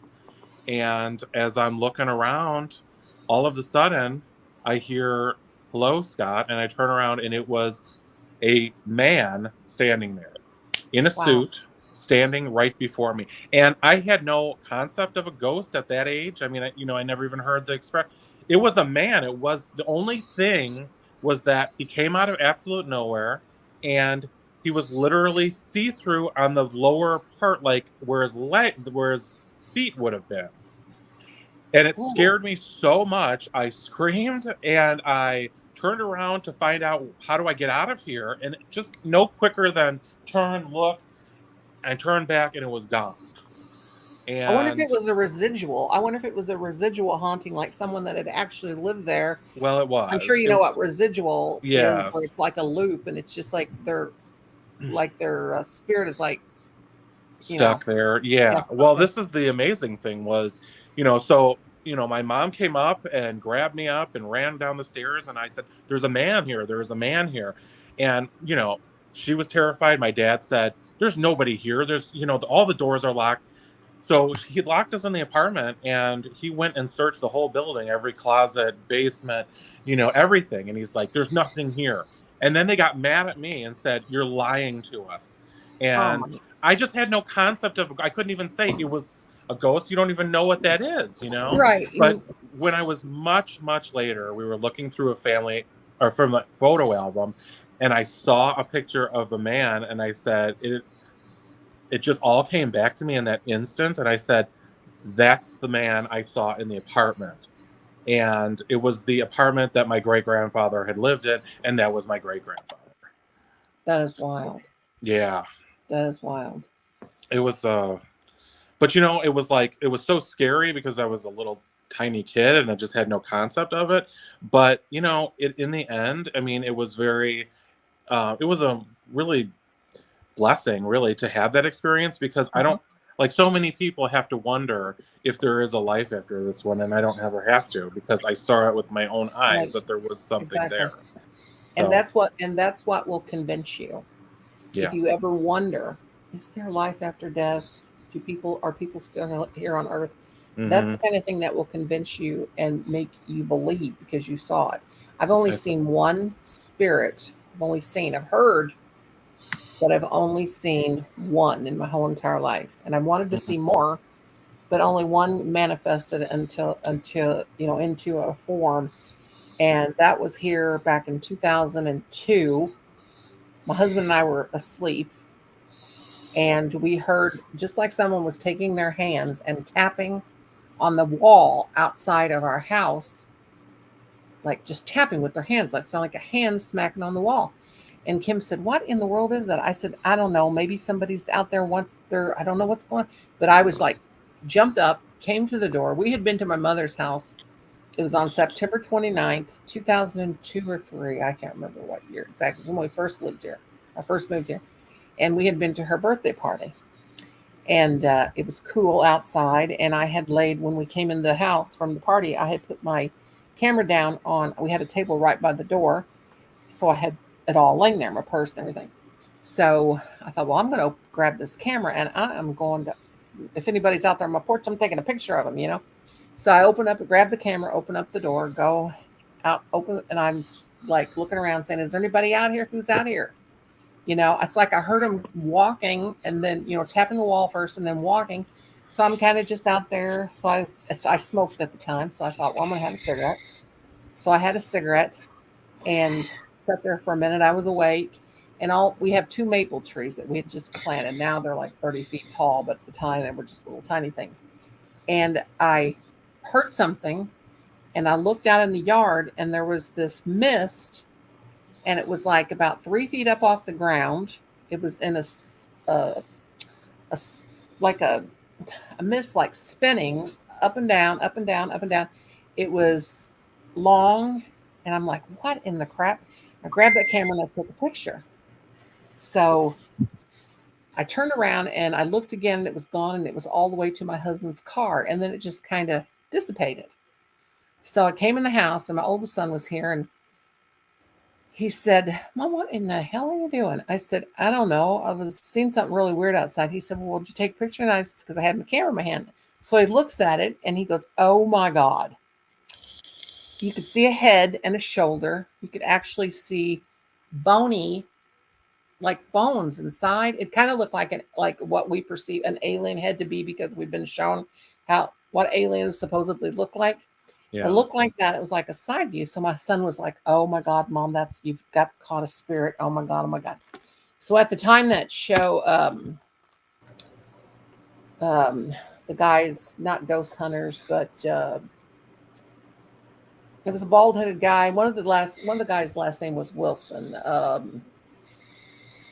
Ghost Adventures. No, not Ghost Adventures. Whatever the show was on TLC. Oh, So okay. they had a website. You could contact them and show them tell them your stories or send them pictures, anything you had that you thought that may be spiritual. Well, my son he said, "I'm not going to school today. We're going to send this picture to these people." So we contact them through email them and tell this story and da da da da, and we saw this and that and the other. They've eventually wanted to see the picture. Just the guy's names are on the tip of my tongue. I just lost it. Grant Wilson. Grant. Oh God, you guys are too young to know what the show was.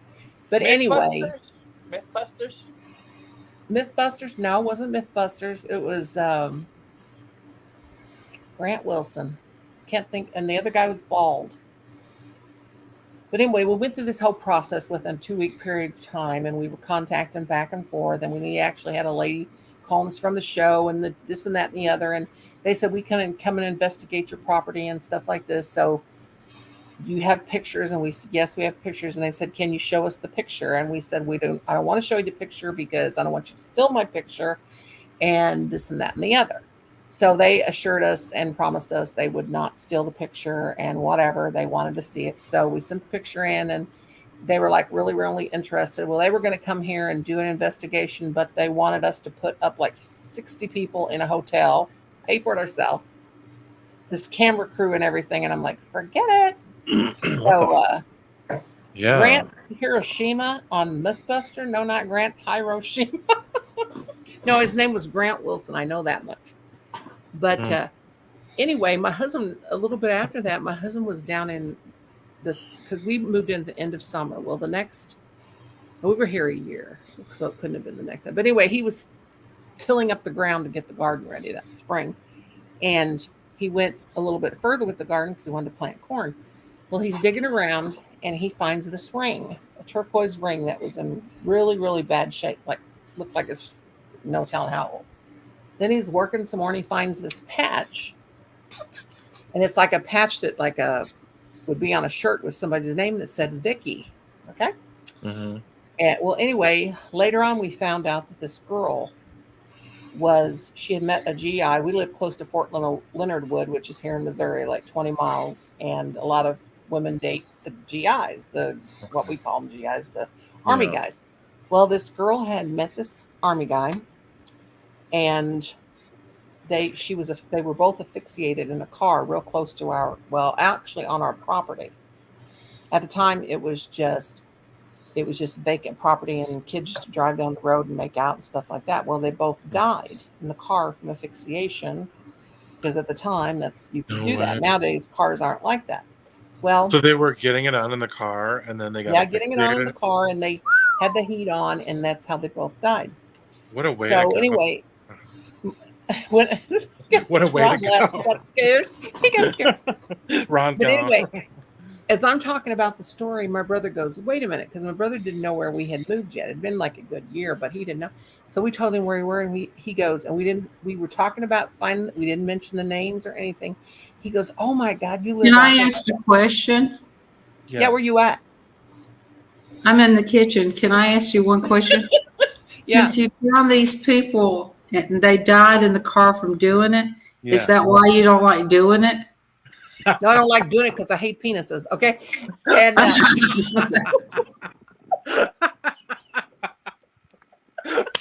Belle, let me finish. I thought she was long gone by now. But anyway, the thing was, now Belle, right when I get to my good part.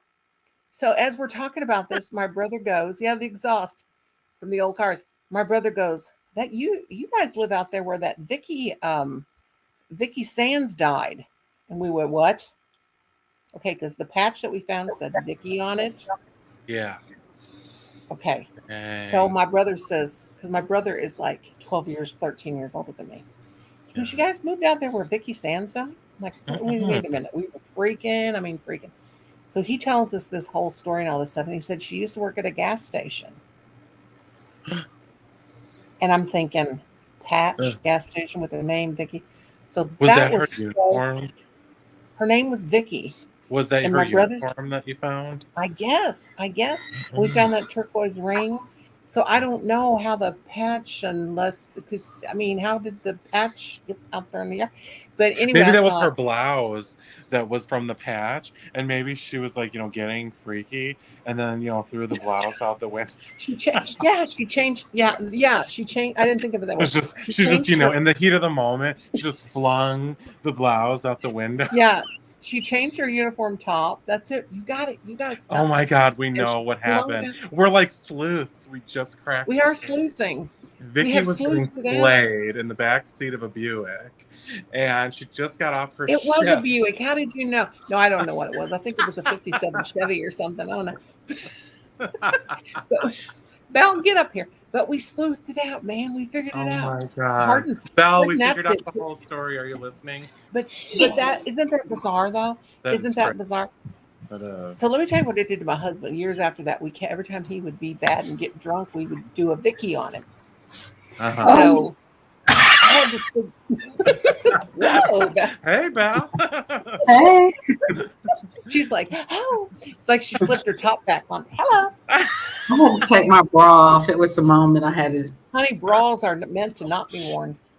But I did have to remove those tatas, let them expand out. It was just like what Vicky did in the back of that something Buick. Hilarious. I got to show you something. But my husband used to get when he was really. Don't show me your tatas. I don't think I can take it. My tatas are my tatas. I wear my tatas for socks. That's how long they are. Okay. My tatas have been in that bra in confinement. They're so we got to jump out of here for a while. How many hours you had in the bra, girl? How many hours? Is it an 18-hour bra? Remember, they used to have. Oh, I know. This one must have not been an 18-hour bra because it sure wasn't helping. That's Honey, I like ain't had a bra. itches and I so ain't on. had a bra on for 18 Just hours since I got keep them married. for a while. Okay, Belle, look at this frog. I'm going to make this. Wait till you see this. No underwires. It is absolutely so cute. Come on, phone. How slow are you? You got 88%. You ain't making me no bra, are you? She's gonna crochet it.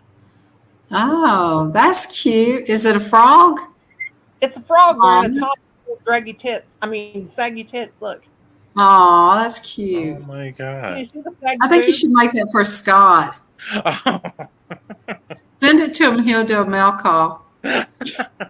I think you should crochet a bra for Miss Bell. Shoot, her little I'm not tatas. gonna wear. I'm not gonna do. You know, it shouldn't be against the rules. You know, nudity is one thing, but putting on a bra, they won't take it down if you do it professionally. Say, hey, I got this new bra. I want to share it with you. Yes. This is my Yeah. frog This I'm making. one My square frog. This one girl, she showed her panty liners going in.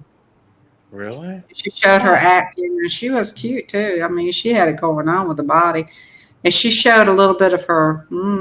Not, you know, it didn't look vulgar. It's just the way she did it, and I thought, "Damn, girl, you good." She showed her hootie. Got a nice ta. She had a nice tush. She was good looking. I mean, I said she should do those kind of things more often. My tush is square like a recliner. That's all. But you know what's killing me? She's said not like a even recliner. monetized. She should be monetized just for that one video. Like, wow, girl, that's pretty nice.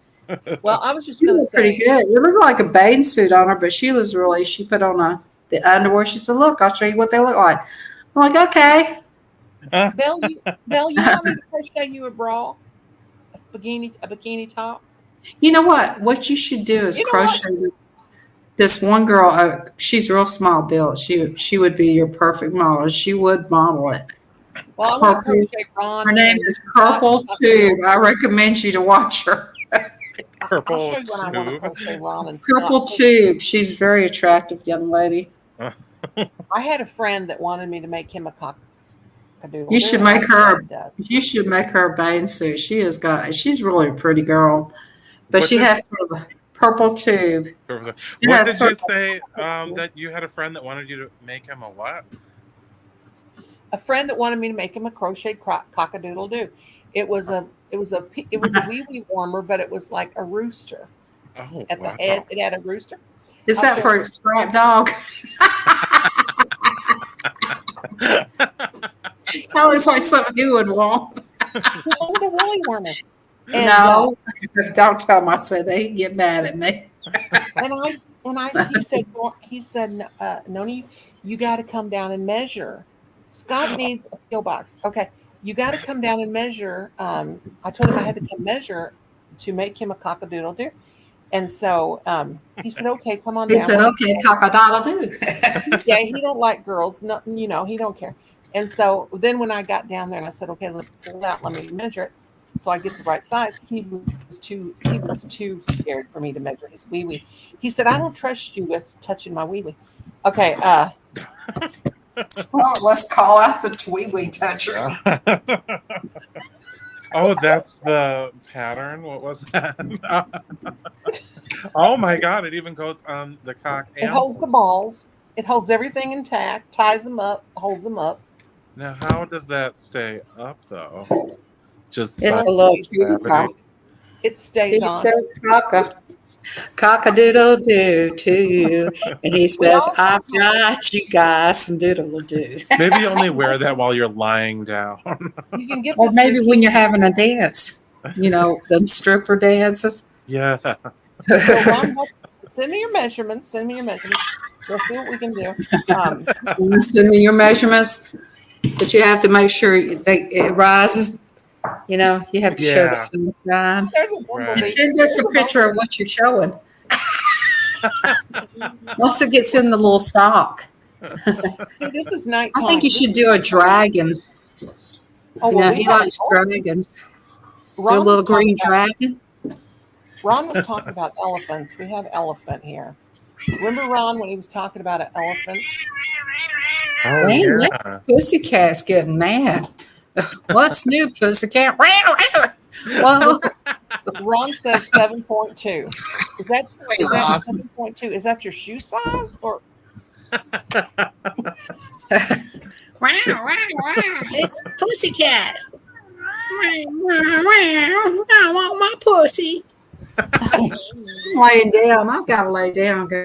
Yeah, because you have to account for That all thing, occasions with that, with the dimensions there. So I know you're not going to stay on here 2 the more bad hours. thing about the willy warmers with me is because my grandson found one okay. that was making for my friend Steve, and he says, "Granny, what is this?" He's got a whole.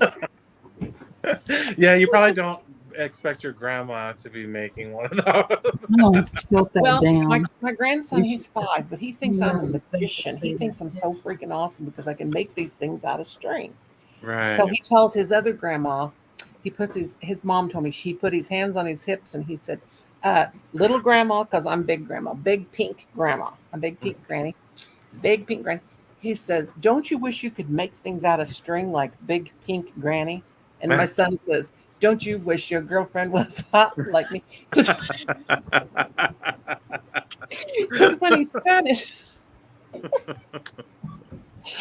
so my grandson thought that was really funny. So he's going around, Granny, don't you wish you could crochet? Crochet. He calls it crochet. Crochet. Well, he tells me for every holiday that he wants something. Oh my God, Willie warmers. Yes, Ron, you got to keep Willie warm. Don't want him to catch cold. The one-eyed Willie. I want to see Ron model that. Yeah, Ron. Belle, what you doing? Look at her. She's just like she's in a hotel. She's got her bed turned down. Oh, She's look got her at 2 Belle. pillows puffed up. Yes.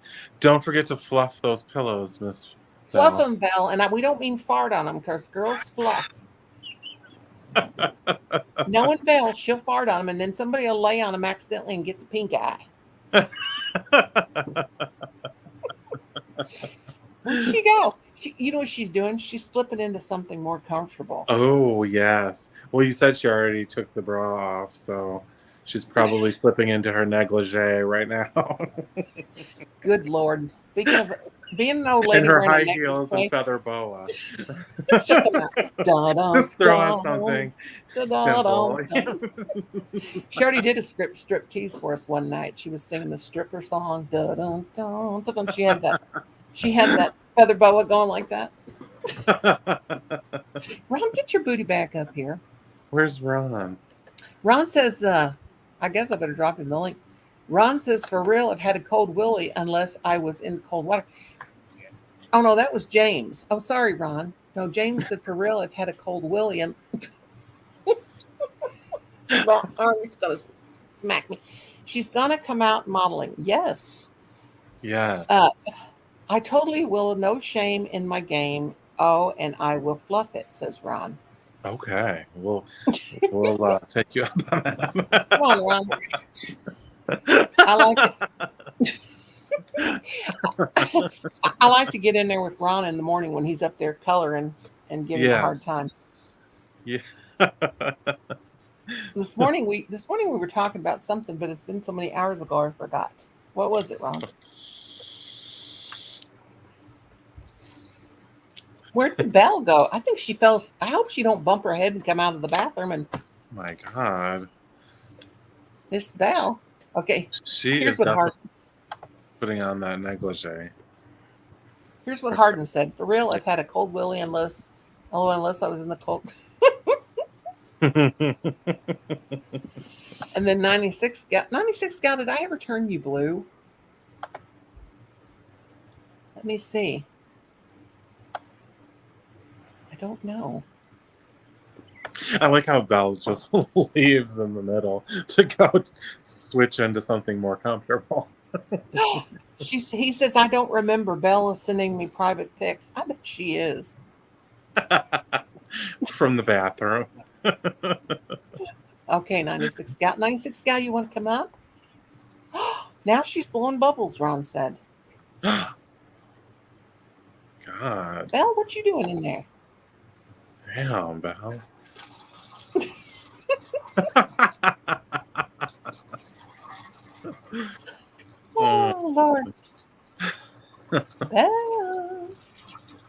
I still got 13. Don't tell him who's watching. My father, he's probably not my father as in parental unit. Your but he Your may father in watch. Christ. And as soon as my father in Christ, and then as soon as I said that 14, my number changes to 14. She was on her. Ooh, hi Alma. Ron says she has on her red nightie. Oh Lord Jesus, things are getting serious, and she's got on red. Tell her not to forget her feather boa and her 6-inch stiletto heels. Yeah, there you go. I don't want her to break it. Right? I don't want her to fall. We don't want her to fall and break a hip in those things. That's right. Just put on a tacky house-coated flip-flops. When you break a hip, you actually break it and then fall. Been there, done that, and got the T-shirt. Yeah, painful. You break it and then fall. Alma's spamming my chat, but that's what she does. Oh God, here comes Dallas County Scratchers. Dallas, my brother. Dallas, what you up to? Nothing. I'm just coming to say hi and you listen. Hey. You listening to all this Henri talk up here, Dallas? We're just getting plumb wild up here. Oh my God, here comes Miss Bell. She's got on her negligee. I have to get ready for bed. I said you were going to be in your feather boa and your 6-inch heels and negligee when you come back. No, I just have on regular clothes. I just didn't want to excite y'all. Yeah, I figured. Yeah. Look at her bed. That's a cool bed. I can't see your hands anyway, Scott. I just saw you was on, so I just wanted to come and say hi. Well, hello, my brother. How did your anniversary go? I'm taking off my socks now. We had to work. With my socks on. You had to work for your anniversary? You didn't get to have a hot date, Dallas? You want to see where my hot date was at? Look, she's right. Yes. She's sleeping. Hey, look.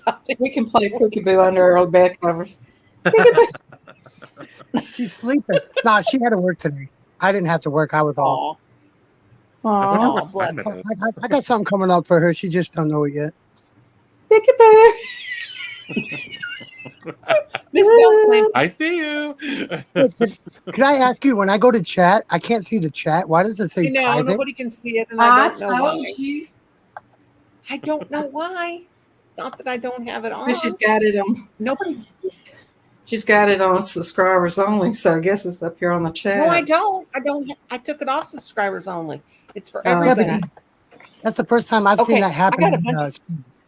I've seen it happen a lot of times. I've got a whole bunch of this.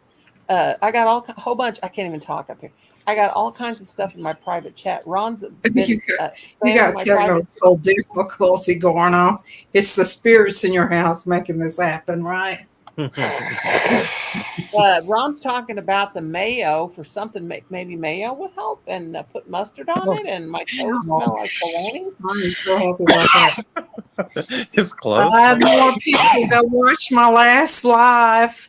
Just pop over there and say hi for a few minutes. See if you can sit on your phone, Dallas. Go to my last live and just say hello. I got it on another phone. I'm gonna look at the chat on the other. Yeah, Ron says his toes smell like bologna. Should I call a doctor? I think you should. And or the you need to put Ben Gay on your feet. Miss Southerville told him to put Ben Gay on his feet. Put Ben Gay on your feet, and you'll be surprised what happens. Oh, my mother used to say. Have you tried? My mother used to say your oyster. Seriously, did somebody just say Ben Gay? Did they what? Yeah, put Ben Gay on your feet. Ben Gay for real. Listen to me. Put Ben Gay on your feet, an onion under your bed, and drink a little shot of cognac, and you'll feel better the next day. And 2 pieces of a little celery. tiny shot of cognac. Put Ben Gay on your feet, a shot of cognac, and an onion, half of an onion. It has to be open under your bed. Go to sleep, and you won't have that green virus that's going around. Is that your secret to staying healthy? I'm telling you, the onion works. When my mother was sick, I put an onion under her bed, and I forgot I did that one time. I said, "Damn, what is that smell in here?" She says, "I don't know, but I feel good." She's And like, I don't know, but I'm craving onion her rings bed, it like was nobody's black. business. It was black. Pulls all those germs. Oh my god. My mom used to say she went to bed with Ben Gay and she got up with Absorbine Jr. I'm like, what? Ron said, I've been gay. I'm like, what you talking about, Mom? Here comes. What is Ben Gay, anyways? I mean, I've heard of it, but what? Hey, Noe, when did you come up with your dance? You can tell you're so young, Scott. You don't know what Ben Gay is. It's for old arthritic people like me and Belle. I know it's not for only old people. Do not say that because I used it sometimes. Is it for And I'm like only sore 42 muscles? years old. Do not go there. It's got a mentholated smell, and when you put it, like if you put it on your chest, sometimes Yeah. it'll open up your chest, so like if you can't breathe. Like Vapo Rub or whatever? Yeah, like vapor rub. You can use it because it's mentholated, and you put it on your chest, and take Okay. your little towel and warm it up, Don't put and Ben lay it Gay on your chest. If You'll you burn cough your on boobies. that'll help. Oh. You burn your boobies. Let me tell you something. Let me come over there and help make you feel good, Scott. Yes, baby. You come on. Let me tell you. You know you want it. You want it. You gotta have it. Wiki, wiki. If you My put Ben favorite Gay on video your is him eating the night. ice cream. Yeah, my Gals beard were was wild pretty over here. messy. This is the wild bunch. What did you But if you put Ben Gay on your body and you make sure you wash your hands before you go to the bathroom, Okay. because you will make things tingle that you didn't want to make tingle. Oh. Or maybe you did want to make them tingle. Mike Ron says he's got a lot of that Ben Gay. Okay. He's got 40 quarts of it in his house. I'm just kidding. He said he uses icy hot. Ooh, there you go. Icy hot. I bet he likes it icy hot. Does he like it icy or does he like it hot? Oh. He likes it both ways. He's kind of like that. Actually. What are you kicking me for? What are you kicking me for? Well, pendulum on your back. you can put Vicks Vapor Rub on your feet if you got rough feet. Really? Makes them soft. Oh. But wouldn't that be tremendously greasy and disgusting? Well, you got to wear socks. Oh.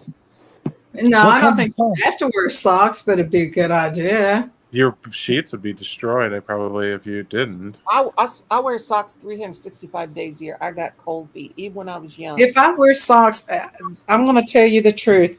I have to cut the toes out so they can breathe. I don't want my toes being confined. Well, and They you're in have to Georgia, breathe. right, Belle? So My toes have to come out at night. the freaks come out at night, and it's Belle's toes. I use my toes in all kinds of things. Okay. Hey, you notice it's not even midnight yet, and the freaks are already out. Yeah, even when I have my friends sleep in the same bed, she said, "What were you doing with those toes?" Oh. And I grinned. You don't know. Or could it be because there's a full moon out tonight? I don't know what it is, but I like playing with my toes. Is the moon they do little puppet shows. Those toes is the moon going to do anything interesting tonight? No, that was last night when it turned red or something. You said I always have to go on myself. I went out and all my neighbors were out, and then I was already in my pajamas, so I'm like, I'm not going any further. So, shoot, I would have went to Walmart. If he's in your pajamas, you should have went to Walmart and made life with Ron. I got a blow dryer, can really help you out. I hope there's no kids watching this. You know what? I'm going to send Life with Ron a blow dryer. If the little weenie whiners are being a brat and they want to watch it, let them watch it. I got it marked 18 and over, but you know what? If little kids are watching this and their mom and dads find out they're watching it, I say it's a lot of parents already know how to fix that. My cousins have theirs put, it's locked. They lock their computers because the kids get in. Oh, Lots. they have seen far worse than this, so I'm not worried about it. And let me tell You can't you, go to any channels that are adult only. They have it parental in their little computer things. They put on their computers. You can go inside their computer and put parent something, Yeah. and they lock their computers like that. All It would my be cousins hell you to put be a Melody, kid Melody nowadays. Dawn okay, wait a minute. Melody Dawn, hang on a minute. She's talking about getting a lube job. Um, Oh. Melody Dawn Mull, the uninspired troll. Icy hot as lube. What did I walk into? No, not icy hot as lube, honey. Icy hot for your arthritis. No, she heard me when I said icy hot. Do I have to turn on my spirit box again?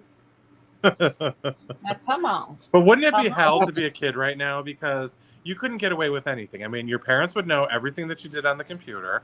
You have a Ring camera at every door.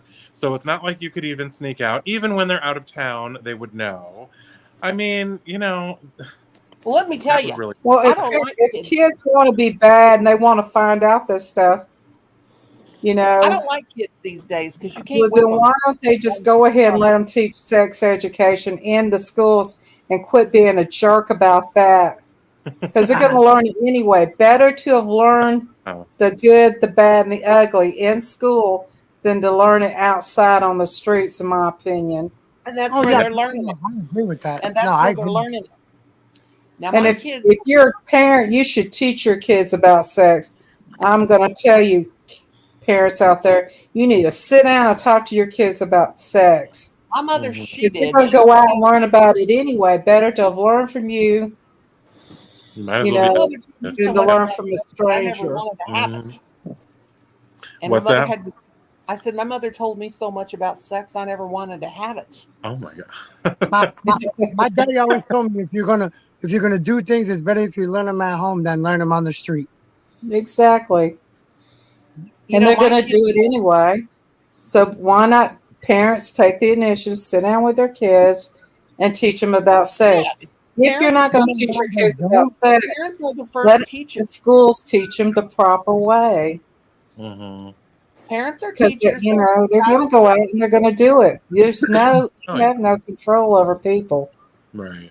Melody Dawn the Mole, the uninspired troll, says, I learned more about sex out behind. Okay, wait a minute. We got to put this up there. This sounds spicy. Out behind the what? Spicy.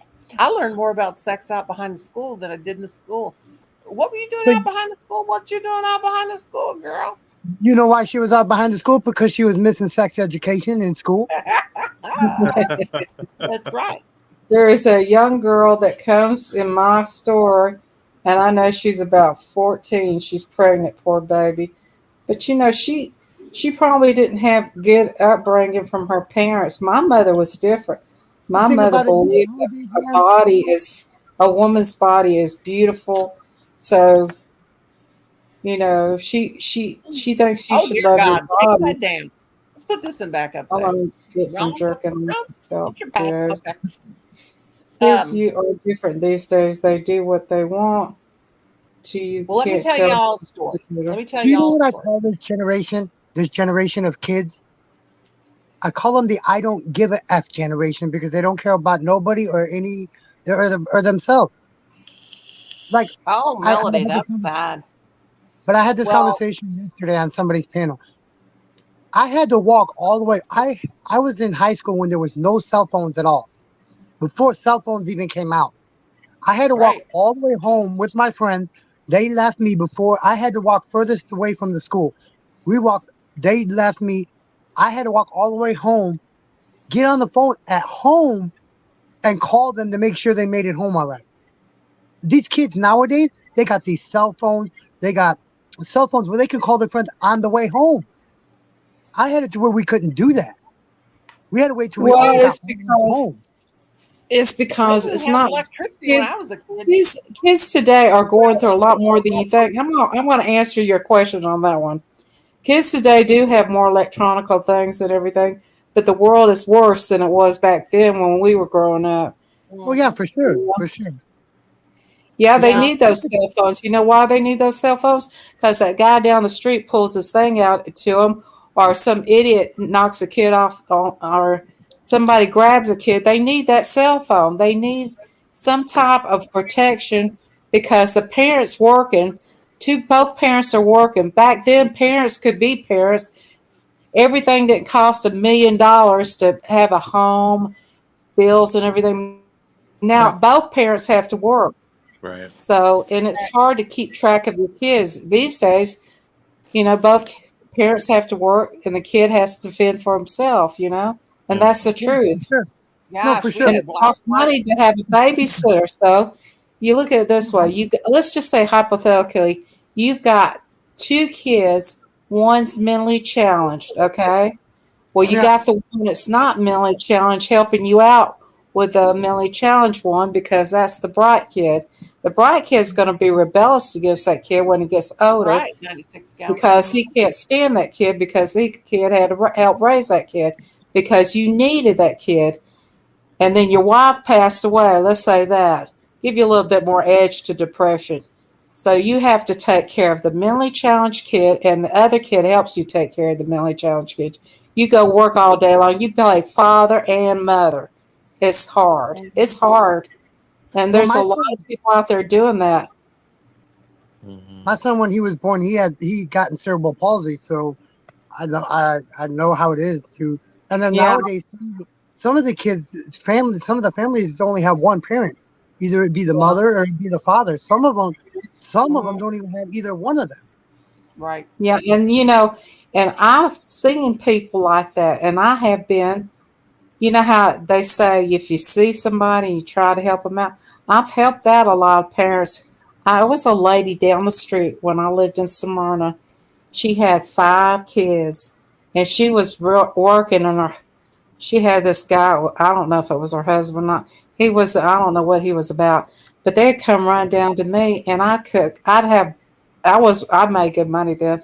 I'd go buy a pizza. They'd sit in front of the TV and eat pizza. And she come up there and she said, "Are my kids up here bothering you?" And I said, "No, they're fine. They're sitting there eating pizza, being good." They were really good. Mama, we're watching this movie. She got all these Walt Disney movies. Can we stay here and watch some more? Well, she told the other one, "Well, y'all be good, okay?" And I said, "And I'll bring them home. I'll put them in my vehicle and I'll bring them home to you safe." She said, "Honey, I appreciate you doing that." She looked like she was about to cry. She got a break. Right. Yeah. No, I know, and I agree with that. There's some parents that are like that because when I was a kid, my friends in the neighborhood that I was friends with, they all came in my grandma's house. Not one of my friends when I was growing up ever called my grandma by her real name. Never, not one of them. Exactly. You got to treat those kids good. And that's the way my grandma was. My grandma, the thing about her, when she cooked, she didn't cook for just like 5, 6, 7 people. She cooked for like 100, 200 people. So there was always extra food. So if they came in with me, they always had something to eat just right along with me. I would never eat in front of them. And that's the way I grew up. Even if I'm at like a restaurant, McDonald's or any restaurant like that, if somebody's with me, I'm going to offer to buy them something because that's the way I grew up. Yeah. Right. And, kids today, they're hungry sometimes. And, I seen these 2 little kids at Publix and they were looking, they said, "Can I just try one of them chicken fingers?" And the lady looked at them. You could tell they were hungry. They hadn't eaten all day or something. And they said, she'd give them both one. When they were looking down at their money, they had like a couple of quarters there. I said, "Well, what do you guys want to eat?" They turned around, cocked their head at me. "Well, I could go for a sandwich." I could too. And they were pushing it. And they were getting I said, "Well, y'all get whatever you want." So they both got a sandwich and a beverage and chips. One of them cocked his head. He said, "Will it be stretching it if I was getting a dessert?" I said, "No, knock yourself out. Go ahead and get your dessert." So they ran and go get the dessert and everything. I said, "Let's just have us a feast." I never seen such happy kids. I think they took it home and shared it with their family. It was such a big bag of food. We're taking this home to eat. I'm thinking they're taking that home to take to their parents too. Because they got a big sandwich, both of them.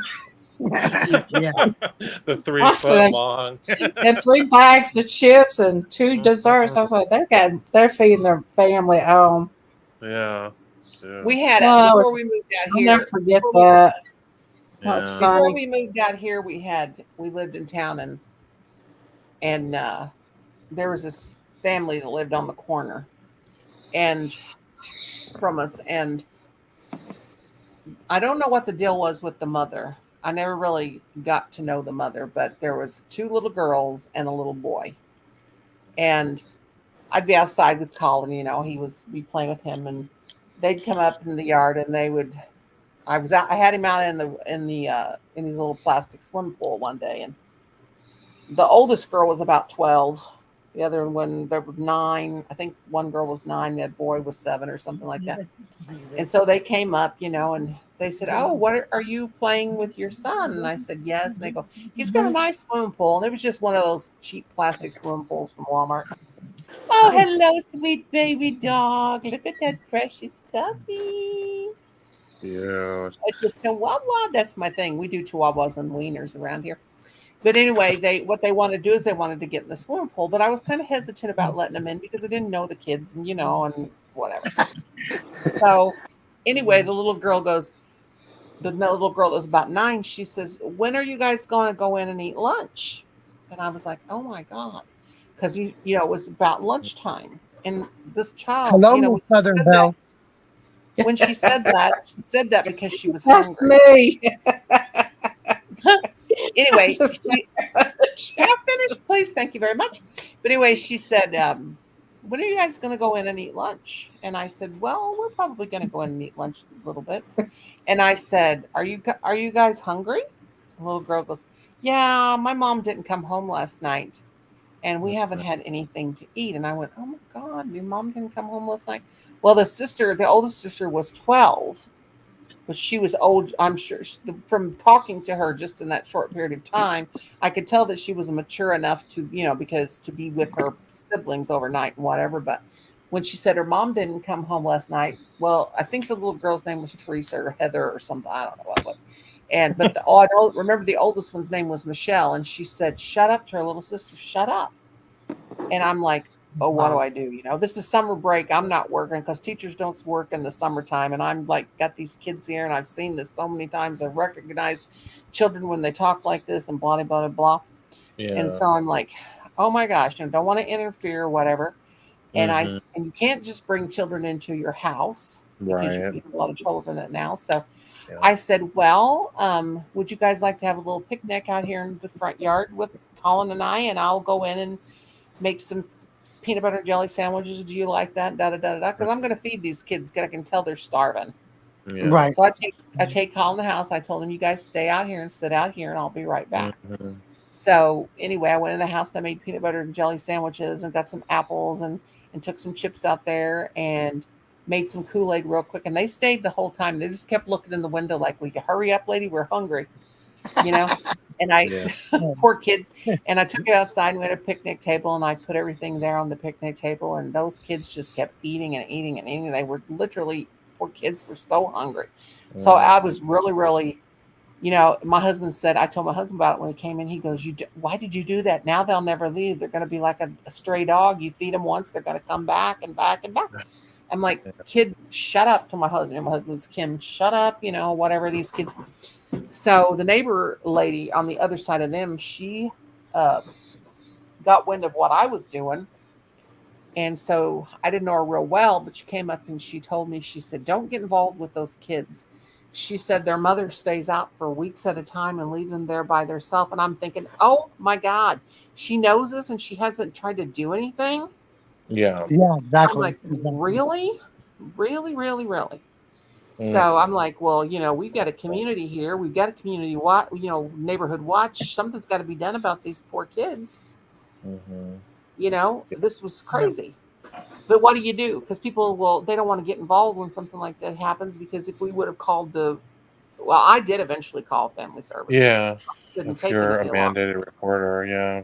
Yeah, and nobody Yeah. wanted to get involved. And they said, "Well, if you get involved with this, don't get involved because the mother hangs with a really, really, really tough crowd, and you'll be sorry because they'll be doing things to you." I said, well, I can't. I don't care about that because there's 3 children living in this house with no mother. And I always Yeah. wondered why no lights came on at night. They didn't have any electricity. It was a hot summer, and I got my butt involved, and I went through a lot of stuff going on from their mother. These people pulled 6 guys pulling up in my yard on motorcycles, and just pulled right into my yard, ran over my flowers and everything, and told me to stay out of her business and quit feeding their kids. And it was a mess. And my husband got on to me and he said, "Look what So you why did. you feeding You yourself nosed if you're around not into somebody's business." I said, Yeah. "Hey, this is my business. These are children." It was a Right. mess, but Yeah. Yeah, you don't know what to do. I mean, I don't know if you can make an anonymous report or something, you know. yeah, Yeah, thank you, Ron. I was, Appreciate that, bro. they knew where I was, that, uh, I guess, that, yeah, if they knew that Have you you ever were thought about them like, since then? kind of an animal would want to, prevent the child from receiving help. I mean, obviously the mother didn't care. So, wow. like, Even she the should be father didn't happy care. that someone is helping. I don't think there was a father in the picture.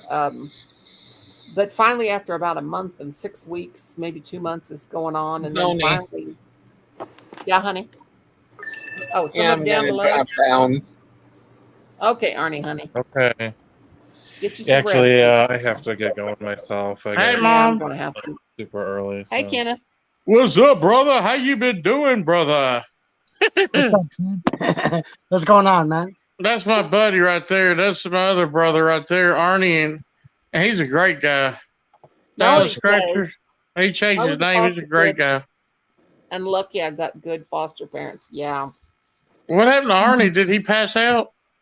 Yeah, he had to go down. He Yeah, was getting too just tired. left. But yeah, I I guess had I'll the go. Well, all right, everyone. It was nice to chat with you all. Thanks for inviting me Ron, on. You have a good Ron. night. Lata, All man. right, Where's guys. Ron? Did Oh, Ron Have you're a good ending it, Mom. I'm sorry. I didn't. Bye-bye. No. Are you Bell's staying left on? me too. Okay, Scott's left me too. Well, I guess I'm going to get on off here. Kenneth, you come up right when we're getting ready to. Everybody's tired. My husband's threatened me for a divorce if I don't go to sleep. But how many times have I heard that? And he ain't done it yet. Oh boy, I was going to tell you I made a chicken for Deborah, Dallas brother, and Mom. I made it. It was good. I You used did. Indian seasoning, and I Did used you make a video on that it? onion. What's that onion stuff you make onion powder with? That You season. cooking this late at night? What you doing eating this late at night? You'll be sick. We didn't have nothing to eat, and Oh. I was letting the Hey, chicken Fishy. like defrost, and I accidentally used soap and hit it. What? You soaked So what? it could set a bacteria. They said it could cause poison, but You washed your chicken with soap? yeah. On accident, I What? washed my hands and it got into the bag. Oh. Well, you just got to give it a good rinse, right? Yeah, I ate Love one. Ron. Love you. I, Love I everybody. was going to tell you fast. I ate one. It was real thick, and that's all I could hold. I would. Okay, wait a minute. Let me see. All right, Mom. Much love to you. No, it's okay. Wait a minute. Wait a minute. Oh, We still got 18 people in the chat. 96 gal says, "Good night, everyone. I enjoyed it." Okay, thank you, darling. Nancy's saying night all. We'll I see don't how. know, Deborah. I do.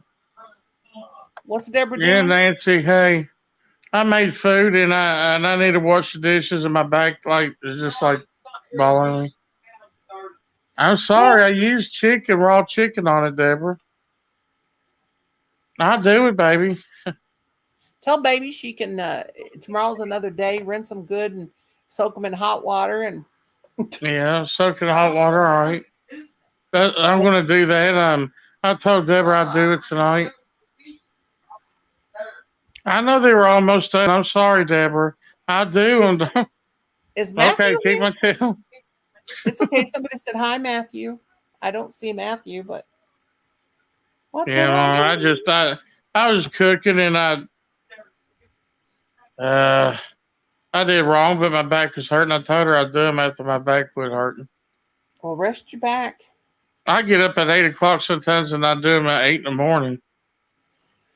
I get up at 4:30 every morning, whether I want to or not. I don't sleep much. Yeah, Ma. I'm sorry, Deborah. I'll do them, baby. I help. Deborah, Yeah, I mopped the floor and everything. I just had to mop it 2 times. We like to go over when we mop, let it dry, then go back over. yeah, We get it had nice and 2 people over here, didn't we, Deborah? Her cousin and was it second cousin and her roommate, first cousin. oh, your company. That how long did they stay and visit you guys? They stayed, oh boy, 4 or 5 days, Deborah? 5 days. And their car broke down. They bought us a pizza. She started getting upset about it, and They were supposed to be here for 2 days. yeah, they're supposed to be here for 2 days, but her car stopped on her. But Deborah said, John, what's that word called? Karma? Karma? I don't know how you say it. But Karma. yeah, it came back and hit her.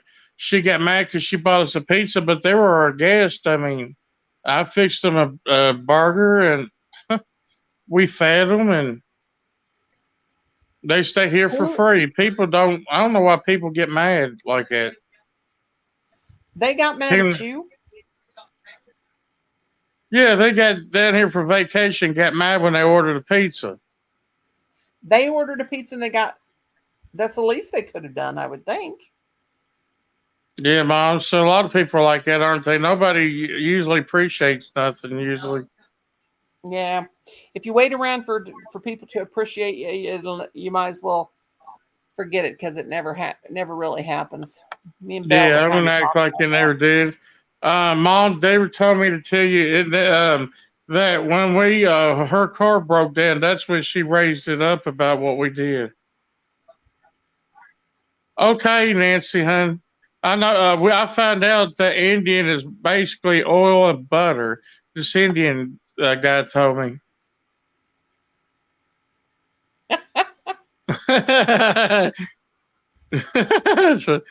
We love you too, Fish. So, okay, let me see if I understand this right. So the relatives that you had come over, they got mad at you because they ordered a pizza? Yeah, because we asked, Tim asked me what we wanted, and I said, could we get a pizza? So she goes and buys a pizza, and it turns out to be $60. She buys cheese sticks with it. It's her fault, and pop. Well, what did she get the most? She got it from her money that she was working. She ordered the most. I didn't ask her to buy no pizza. I didn't ask her to buy no pop and cheese sticks. Dang, pizza would be enough. Well, what'd she get the most expensive? What kind of pizza did she get that was that expensive? She got us, what was it? Oh, yeah, Sir Pizza. She got us I think it was the Royal, was it, David, the Meat Lovers? Royal Feast. And that's pretty expensive, Mom. Pizza's going up, the prices are. Yeah, we don't ever buy anything unless it's on sale. Any food, any kind of food. We don't go out and eat. We don't do anything like that because things are getting really, really crazy. Yeah, and I just I don't know. And so her car is like between the parked in the side of the building, and if they don't get it removed, the person that owns this place, they would have it moved. So their car is there at your house, and they went back to where they lived? Yeah, they said they're going to try to come back on the 1st and get a U-Haul. Well, what's the U-Haul going to help with the car? You can't park a car in a U-Haul. Well, unless they get a car carrier U-Haul that is specially made to. Oh, a U-Haul with the cart kit. Yeah, that or a back of the truck that is meant to carry. Yeah. So they came all the way from Tennessee. It was like a 4-hour drive, Deborah. No, a 5-hour drive. That'll cost them over $1,000 to rent one of those to carry a car. I know. They're going to see when they get all the way down here, it's not really worth it, I mean, plus, she just, I don't know if she's going to get it back because she's lacking on one thing. But Deborah, can I tell her? baby. Can I tell her what they're lacking on? Can I tell her what they're lacking on? About her, she might not get it back because she's got something we know. Uh, about getting her car back, she might not be able to get it back. She don't have insurance, Deborah. Oh. They could take that, can't they? Assess it. Well, Or she's going to be in trouble if she don't have insurance, and she was driving yeah, that and car. Mom said they could get in trouble. Yeah, she could get in big trouble.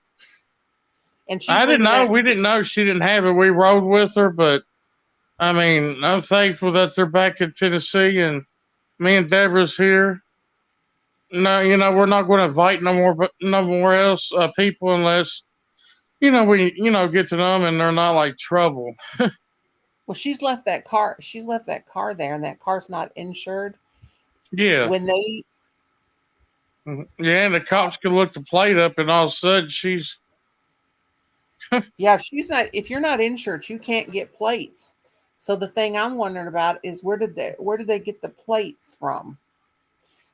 Maybe she says the car's broke down and left the car here because hopefully they didn't take the plates off somebody else's car and put I on hope that she car. took. I don't know. She took her plates off, but I doubt it. She's. Go out there and look at the plates and make sure they're not expired, or make sure they've got. Look at them, and you can look them up online. All right, Mom. Because if she has no car insurance, if you don't have car insurance, you can't get plates on them. You have to have proof of insurance to get your driver's license plates. That's in the whole country. Yeah, it is. It's a whole nother ball game. Look at her plates and type that number in the computer or contact the police to get that car there, because if she don't have insurance, those plates cannot be hers unless she had the plates. She had the plates and then lost the insurance. All right, I'll do that. What, Deborah Brownie? Who? Happy birthday, Deborah says. Yeah, Brownie's birthday was 2 days ago. Oh, ago. happy birthday, Brownie. He said. I didn't know Brownie was in the chat. No, Brownie, my dog. Oh, happy birthday, Brownie, buddy. My Brownie puppy dog was 8 years old day before yesterday. Yeah, he's a cute little dog. I've seen him. Oh, he's spoiled rotten too, let me tell you. He loves his mom, and he sits right by you, on your feet, sits right close to you. Yeah, he was born in 2014 at 4:30 a.m. And his mother was so exhausted that I had to pull him out of her and clean him up and get him breathing. She was so exhausted from having all the puppies. She'd been having puppies all night. So he's been with us. He's been with us since the day he was born. Yeah, she's good. I'm glad you have her. She loves you. Mr. Look what Fish said. I don't trust Mexican food. Oh, Mexican food is my favorite food. I love Mexican. I love the rice. The doctor told me not to eat it, but I'm going to still eat it. I'm hard-headed. I don't like the rice. I don't like Mexican rice, but I like everything else. But Mexican is my favorite food of all. Do you like their where their plate sizzles and you get that the steak on and you put it in that burrito, or what is that? Tortilla? It's fajita. Fajita? Oh gosh, that's good. We have a restaurant called Los Cazadores, and it's the best food. And they give you so much food. You always got to bring it home because it's hard to eat, but oh my, they got the best Mexican food I've ever had in my life. They're the best Mexican food place we've got around here. And we haven't been there so long because of COVID, happening and everything. Now, me and Colin thought Wednesday we might go out to lunch, but we don't know. I hope y'all have a good time. And we're going, I think we're going to Golden Corral. Don't know for sure, but I like to go to Golden Corral because I like to have a steak, because steak's too high to buy. Yeah, we go out. We used to have a Golden Corral, but for years we had it, but it closed down. Can you go to the butcher sometimes and get it for $1? I heard people say that. Steak? I don't know. I can't eat red meat, so I wouldn't even know. I don't even know how much it costs. I don't even know anything about it anymore. But I like the the burgers like better. I like the hamburgers better from the butcher because we used to have a place called Coney Island, and that man said all we get is our meat from the butcher. Yeah. It's better than getting it at Walmart, Kroger's. It's We bought a fresh, I think. hamburger. We bought a hamburger from McDonald's and with nothing on it, and tore it in half and gave half of it to Brownie's mom and half of it to Brownie for his birthday. that was their birthday present, and then they got a new bag of dog treats. Since I got since I got a food processor, I could buy steak and make steak burgers. Hey Daisy, honey, how are you? Hello. I never cook anymore. I don't do. If there's any cooking to be done, Colin does it. I don't hardly do anything. Just do laundry and clean. I do the house cleaning, and they do Colin does all the cooking and the dishes and all that. Sometimes I do dishes. I need to mop my kitchen tomorrow. I know one thing. That chicken that I had a big piece of chicken breast, it's enough to feed 2 people, and I'm lucky that I got the rest of it down. Shoot, I was full in half of it. That sounds really good. So I'm gonna cut it in half next time and share it with Deborah because the less you eat, the more you can lose weight too if you eat less in moderation. Yep, just eat less in moderation. Does Deborah take water pills? Yeah, she takes water pills. She says she gets up all the time, and it's kind of a pain in the butt, she said. I get up every night and use the bathroom. Hi, Emerald, honey. I'm supposed to take mine every single day, but I don't because I just can't. I start hurting in my lower back from peeing so much. But she don't take it when we go out because the bus we ride on, Wheels, they won't stop at no gas station. They're going to just send you to your destination. Oh God, I couldn't. I couldn't. So Deborah doesn't take it in the daytime.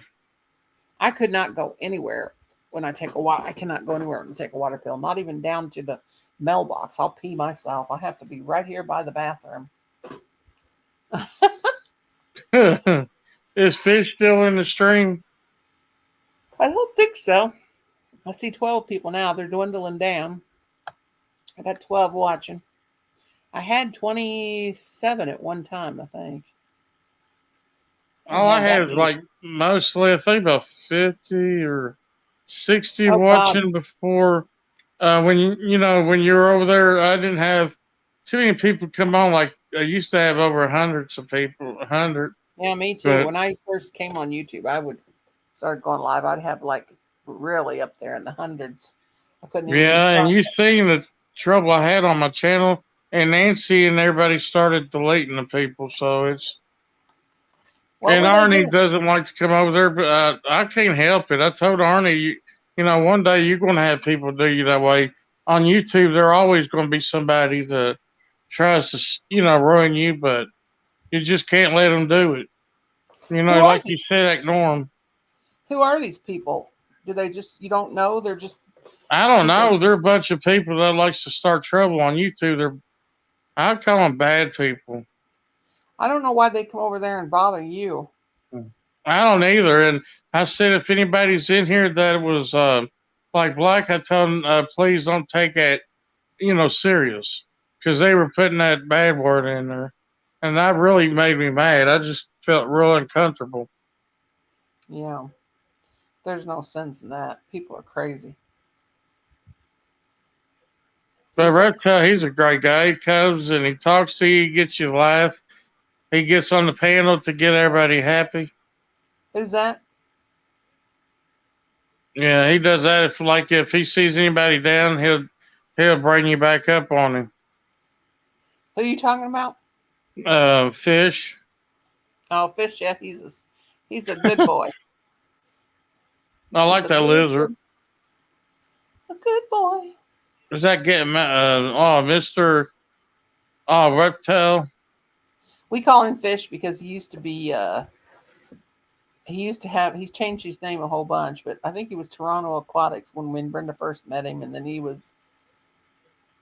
had fish in his name at one time, so we've called him Fish ever since. But you know, you know who I miss? I miss the people that came in called Milk. He would say milk does your body good, try to make people laugh, and milkshake. I'm like, where's bacon? Then all of a sudden somebody came in as bacon.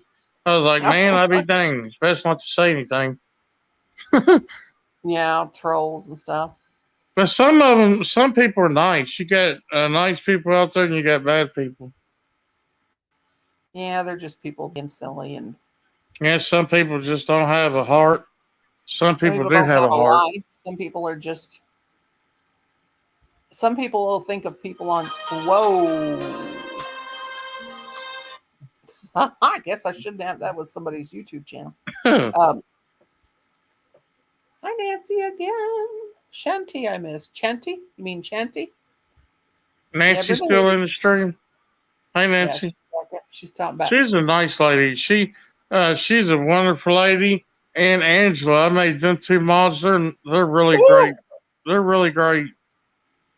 They're really nice, and I love them, and they're really respectful to you, and they're really good moderators. Yeah, they're good people. I can't see nothing without my glasses.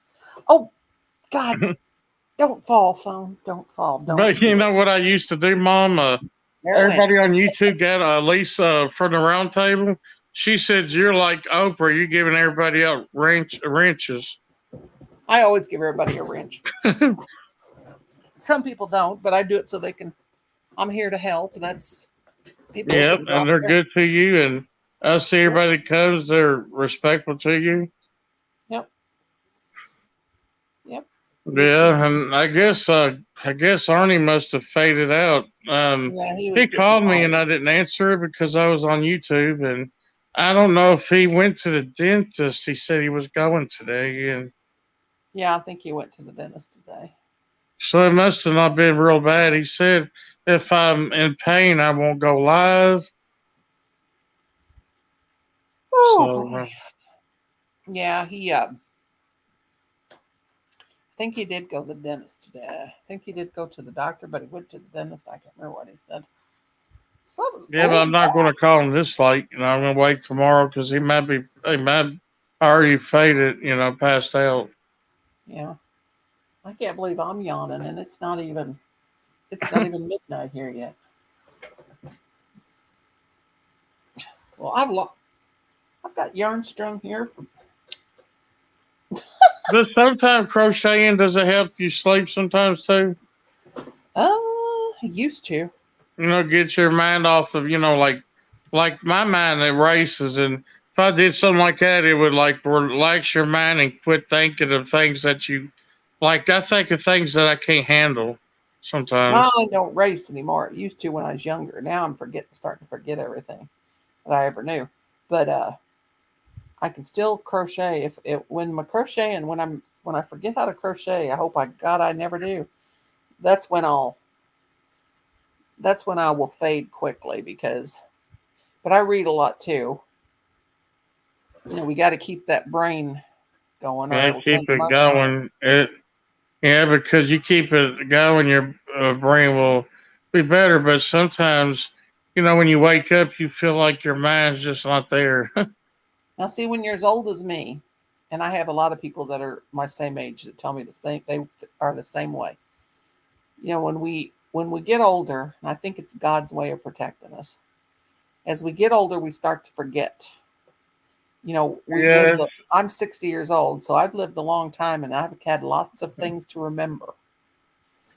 And when I was like 30 or 20, I noticed my life has changed a lot. Excuse my hiccups. When I was like 18 growing up to 40 now, my life is like a roller coaster. It was good until I got 43, and about 42, my life would just feel like it. You could feel age coming slowly on you. Mm-hmm. I don't have that ability like I did at 18. Well, no, because we get older. I don't have the spunk. I guess that's how people call it. Yeah. The first time I ever felt my age was when I turned 50. When I turned 50, the very morning that I woke up, and I wasn't even thinking about it, but when I woke up on my 50th birthday, I'll never forget this. God, I just felt different. Like, I'm like, why do I feel so weird? So after that, I just kept feeling the same way all the time. I was finally feeling my age. And I notice now at 60 that, I mean, I have a lot of things going on now that's from being 60. Um, but it's like, I don't know, it's hard to explain. It's like one day you're young. I don't know. I can't even put it into words. Um, but when for me personally, of course, I've had a lot of things happen, physical wise, but I'm tired, not tired like sleepy tired, but tired And like, Deborah, her daddy told Deborah, he said when he got older, he said, you sleep less than you do when you were exactly, younger. exactly. That's exactly He true. gets up at 4 and he goes to bed at 8. Yeah, it's like you run out of sleep. Like I don't sleep hardly ever. When you get old, you don't sleep very good, and it's not because you're thinking about things. It's not Yeah. that. It's just that you're not as active as you were when you were young, and especially a woman once they get done with when they're menopause, when they get done having their periods and stuff like that, you don't have those hormones that helped you sleep and relax and all that good stuff. They're gone. So, and my sisters kept telling me, I used to tell them, I can sleep uh, or on a rock. I can go to sleep every night and sleep real good. They said, wait till you're done having your periods and you go through menopause. They were right. So, I like, don't sleep good. if I was 50 and I dated someone like 20 or 30, you have special problems because you're getting older. Oh You yeah, won't be able to do stuff like you did when you're 20. your body just starts getting old and it just wears out. It's just like anything else, like a car wears out or your computer Did wears you hear out. about this on YouTube? I don't know if it's true, but they said some person lived to be 200. The only person that ever lived long was what's his name? Who was that guy in the Bible that lived the longest? Noah and Moses. Yeah, and people think that nobody could live to 200. That'd be amazing, but you would look really bad at 200 years old. People look really bad at 60. Trust me, I'm 60. I don't want to live till I'm 200. I don't even want to live to be 100. Let me tell you, my dad was 91 years old when he passed away. And he used to tell us he was just tired. But he was 91. 91 is very old. And my dad was 91 years old. I can tell at my age I don't have the quality of life that I used to. And that's really hard. That's really hard to deal with. Because, I'm not young anymore and I don't have the stamina. I can't I can't clean house all day like I used to. And I mean, I used to go nonstop from the time I woke up till the time 10 o'clock at night. I would go and do that anymore. And that's hard. That's hard to get used to. But it And I happens to know. all of us. And we have to live. We live. Yeah. My dad used to say the meaning of life was living and dying. We live our life. We live on the earth as long as the Lord wants us to. And then we die. We can't live forever because we gotta live our life, do the best we can, not beat ourselves up if we don't, and never have regrets. Never have regrets about you didn't do this and you didn't do that. You did the best. Always remember you've done the best you could. You lived the best you could, and we all got to die in order to go to heaven, and someday we'll be with our Lord and Savior, and it will be a wonderful thing. This is what I believe. And we won't look back. I'm hoping that when I'm dead and gone, that when we're dead, we don't remember anything we did in our past life. No. When we were alive. Well, that's a good thing about like Ariel. She, you know how I'm telling you, I'm climbing a mountain. I'm, getting up there a little bit. Climbing slowly.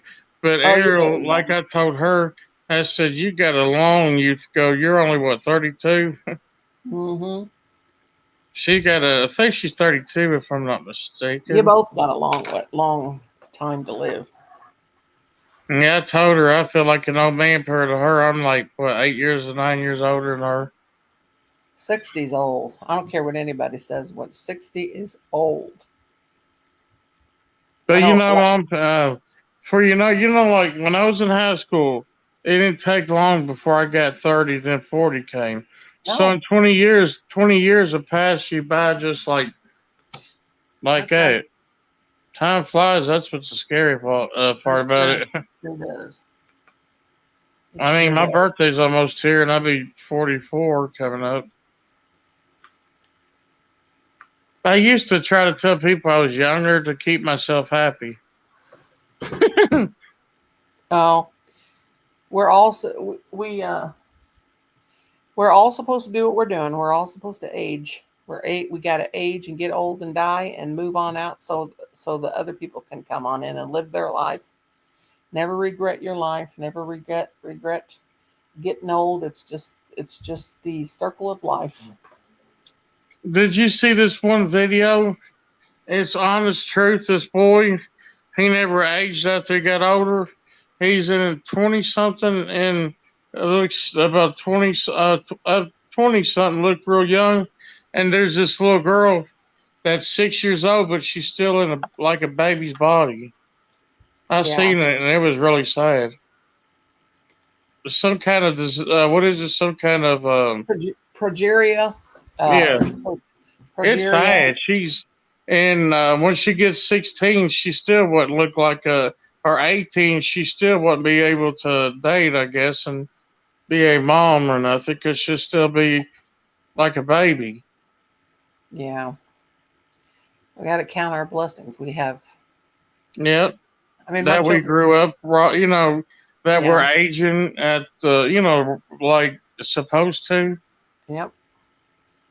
I And my think boys everything know. that I'm still living, but sometimes when I get out of bed, it gets stiff on me, and I wake up and I'm like, oh, and I pop my back. All of a sudden, I feel that pop, and I'm like, oh, that felt good.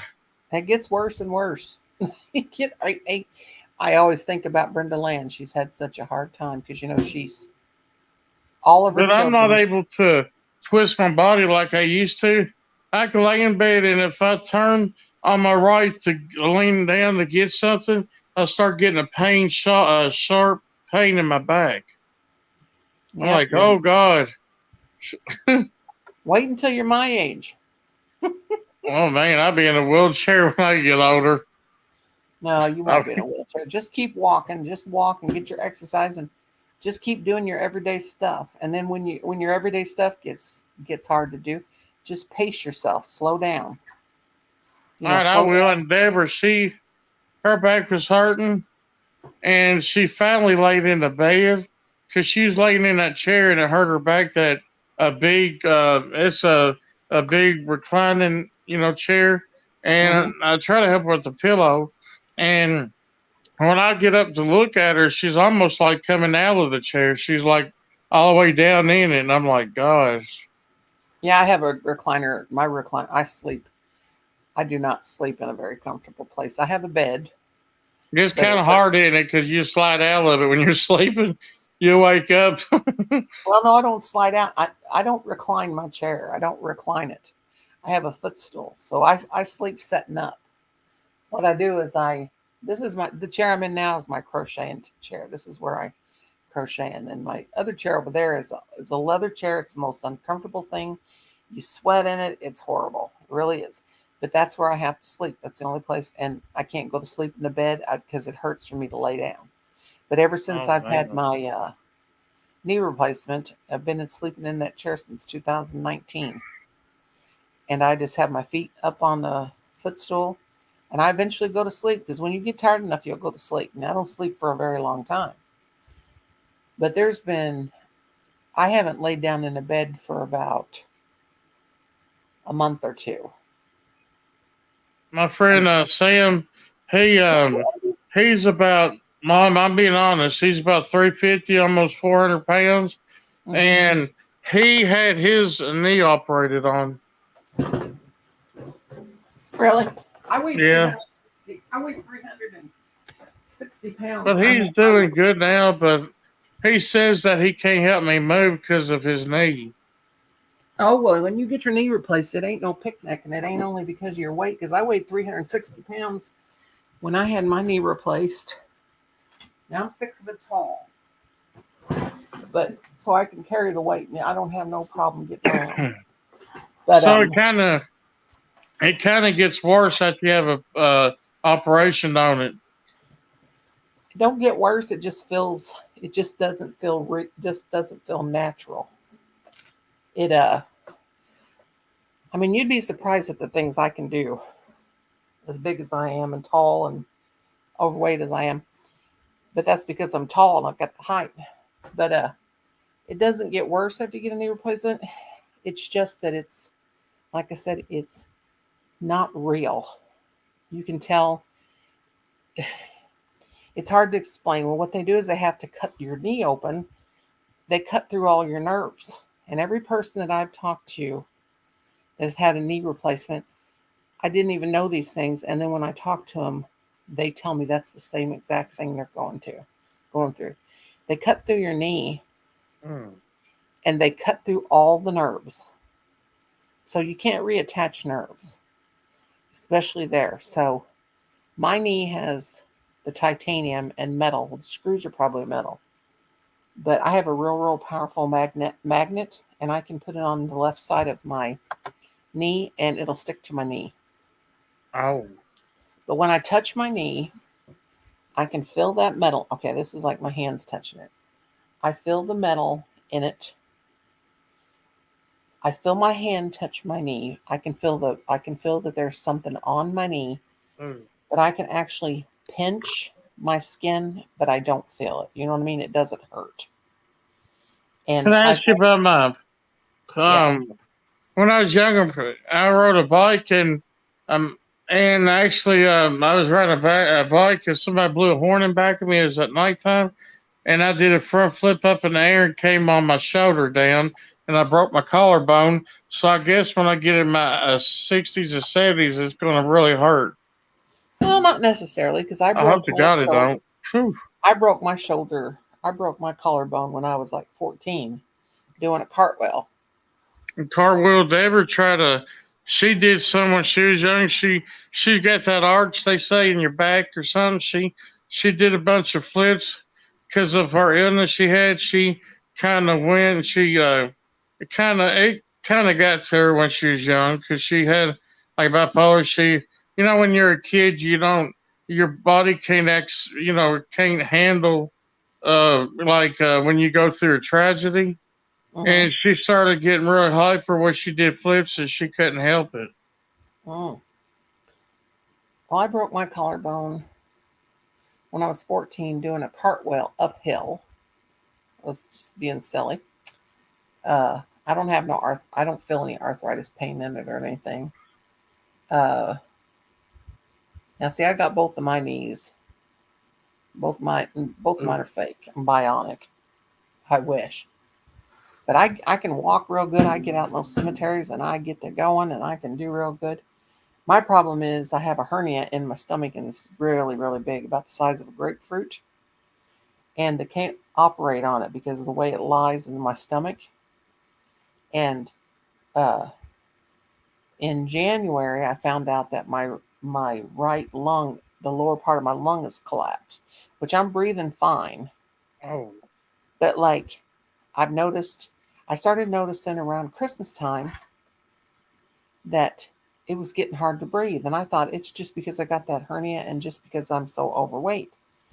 But it was it was, well, actually, it was way before that. It was even before I had the knee replacement.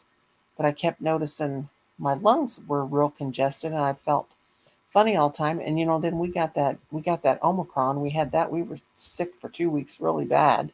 We had the shots, so it wasn't that bad. But then when I found out that my lower lobe in my right lung was collapsed, like if I when I like every morning I get outside and I walk around my house after having my coffee to get some exercise, and I start to get winded a little bit. And I thought that's just my weight, but it's just like it came on, like gradually, slowly it came on. And then, in January, I found out that my lungs collapsed. And I told the doctor, I said, "Is it because of my weight?" He said, "Well, did you ever get winded because of your weight before?" And I said, "No." And he said, "It's the lung." So they didn't inflate it or fix it back. I mean, it wasn't a real severe collapse to where they had to go in there and inflate it or anything. But at night, I wheeze. I wake up and it sounds like wind blowing through a tunnel or something. I hear that. It wakes me up. It sounds like this. It's like when I breathe, it kind of does, like how the wind will blow around your house and it'll make that funny noise. It kind of sounds like there's just like wind blowing through a tunnel, and that's me wheezing. It's really weird. So Yeah, it's crazy. like when I sometimes sometimes when a storm hits, sometimes it aches, but it quit doing that, thank God. You get And I achy. cut my arm open. I had 20 stitches. I was mad at my dad one day, and I know it's stupid to be like that. And I didn't think. I hit the glass on the door. I didn't think of nothing.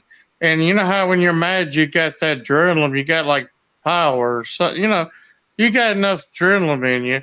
So I barely hit that glass. I really didn't like slam my hand in it. I barely hit it.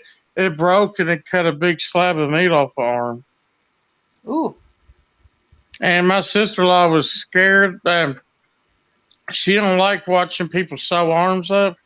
She gets really, what's that word, sick or nauseated. Uh, And she was like, Kenny, you okay? And my arm, I had to put like a cover over it, like a towel. And the whole towel got like all bloody.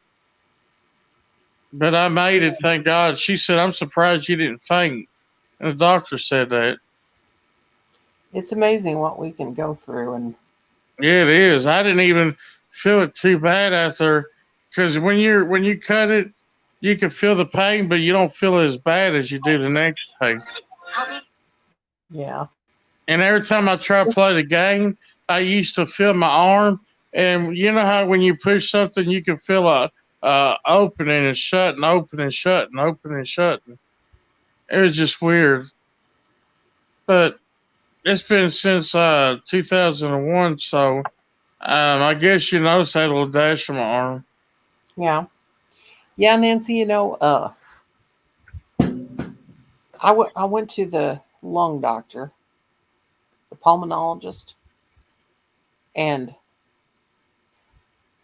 my doctor, my family practitioner, he said, "I think it's COPD." So he sent me to the pulmonologist, and the pulmonologist did all that testing and stuff they do. And he said, "Your lungs are just as clear as they can be. You don't have no coronary or congestive, whatever, COPD, whatever that's called. You don't have any of that." Of course, my doctor thought I did, and he told me I did, so I thought I did. But he said, "You don't have COPD, you don't have this, you don't have that, all these things that can possibly be wrong with your lungs." He said, "It's just that the hernia is pushing up on your stomach and it's pressing up against that lung that's already collapsed." Now, I got two knees that have been replaced, and they both are the same way, which I can do a lot on them. I mean, I feel like I'm going to die, but I still get down on those knees and I make sure I keep myself limber and keep myself moving. I can still put my hands flat on the ground. I'm 6 foot tall because I don't want to get stiff and to the point where I can't move. But yeah, I got both of them. When I went in for my surgery with my left knee, uh, the doctor came in, the surgeon came in, and they did this. They did the MRI to see how bad my Hey, surgeon, Outlaw. how bad my He said it knee is was. just one knee. It's both knees. But anyway, with my left knee, he came in right. They put the pain block in my leg, and then he came in and he goes, Nora, when did you break your knee? And I said, what? And he goes, this is right before my surgery. He goes, when did you break your left knee? And I said, I never broke my left knee. He said, Nora, he said, I'm looking at those pictures that Rolla sent me because I'm here in Rolla and I had my surgery in Columbia, Missouri. And he said, I was looking at the X-rays and the MRI imaging, and he said, I can tell because he was a specialist. I mean, he's a bone specialist. He knows. And he said, I can see in there that your knee was probably broke 30 or 40 years ago. And I went, oh my God. Well, see, I remember when I was 9 years old, I climbed up in a tree, and my mom was calling for me to get down out of that tree and come home for supper. And I remember I jumped out of the tree and it landed on my knee, my left knee. And I remember it hurt really, really bad, and it was really bruised, and my knee was real swollen up. And I couldn't bend that knee. Couldn't hardly walk, but I didn't dare tell my mom. She would have got really, really mad. But I remember it took me about 6 months before I wasn't in severe pain. So I just imagine when I was a kid that I broke that knee and didn't know it. And it had been broke and healed on its own. I had a big knot. I had a big knot on it all my life. I played basketball in high school and everything, and had that big old lump on my knee. But I just imagine I broke it when I was a kid, and just never did know for sure. But he said he could tell it was a very, very old break. But I played high school basketball in high school, man. We were awesome. I Yeah, love. Outlaw said, oh, yeah, he said, is it just the one knee? He was wondering. No, it's both of them. And they hurt. Don't get me wrong, they hurt because I'm way too overweight. I need to lose 200 pounds. Ain't gonna never do it. I'm going to my grave as a fatty McPherson, and I'll probably even be much fatter than this. I'm 60 years old. I don't have diabetes. I'm very lucky. Thank the Lord above. Knock on wood. Da da da da. I don't have diabetes. I have borderline blood pressure. My blood pressure gets up to about 130 at the highest. Now, last week when I went to the doctor, it was 150 over 75, but I was in a really bad pain. And that's about the highest it's been. But I don't, I do take a blood pressure medication to keep it from getting high because I have the pain. The pain, when you're in pain, it makes your blood pressure shoot up. But because been taking the blood pressure since I had my knee surgery because they said it's going to hurt you the rest of your life, and I don't want my blood pressure to go up. But my husband, I think he's below. He's skinny. I think he's below even what his normal weight is, and he has diabetes. Go figure. And I'm 300 and something pounds, and he's the one with diabetes, and I'm not. So see how it's weird how it is. It works out. But I don't eat a lot of sweets. I mean, I have days where I want sweets, but that don't cause you to have diabetes. It's because your pancreas can't produce the sugar right. Can't maintain. Um, deal with sugar. Let's see what it says exactly. Diabetes. I want to type what causes. It's hereditary. Usually is what it is. What happens? It's in the pancreas. Diabetes and the pancreas. It's diabetes keratosis. I can't say it. ES and the pancreas. I was going to tell you about that glove the orb I seen this too. I thought someone told me the lady that lives here, she was she came out and said you were looking at the blood moon, and I was trying to picture it, but it was so cloudy and foggy. I'm sorry, foggy, not cloudy, because I kept looking out the lens, looking at the straight at it with my glasses off, and I saw red, but I kept looking at it on the lens, on my phone, and it didn't show like that. And over top of it, there's a guy coming in saying, "Y'all are seeing things," and we said no, we wasn't. It was like an orb because she said, "See it," and I looked at it and I seen it like up top of the moon. Those two dots. Could you see those? Could you see those without? Yeah, Could you two see of those? them. I know, but could you see them when you did look through the phone? Yeah, I've seen them, but not with. You know how they say with your naked eye you can't see things, until you use a camera, and you have to like have a camera. It picks up a better, like you see without, what your naked eye can't see. And I looked and I couldn't see nothing, but I saw it, and I kept moving to different directions, and it was only in that one location. I know, but could you see it without? There you go, Nancy. Get up here, girl. Could you see it?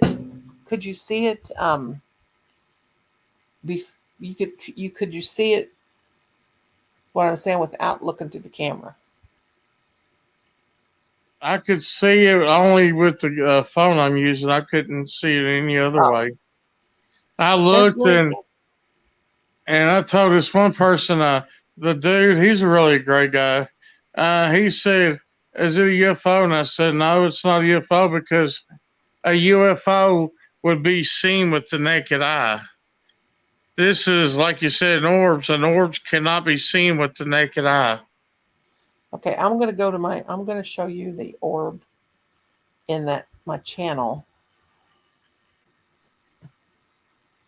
Okay, Nancy, darling, I got to see your face, darling, to make sure it's you. It says your device is not connected. No device is connected. I'm going to show you this orb.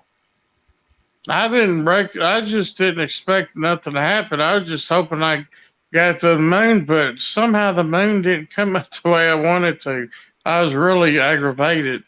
It was all foggy and stuff. You could tell the fog in it. I was like, I could really see it outside my window. Right here, I just had to look outside the window.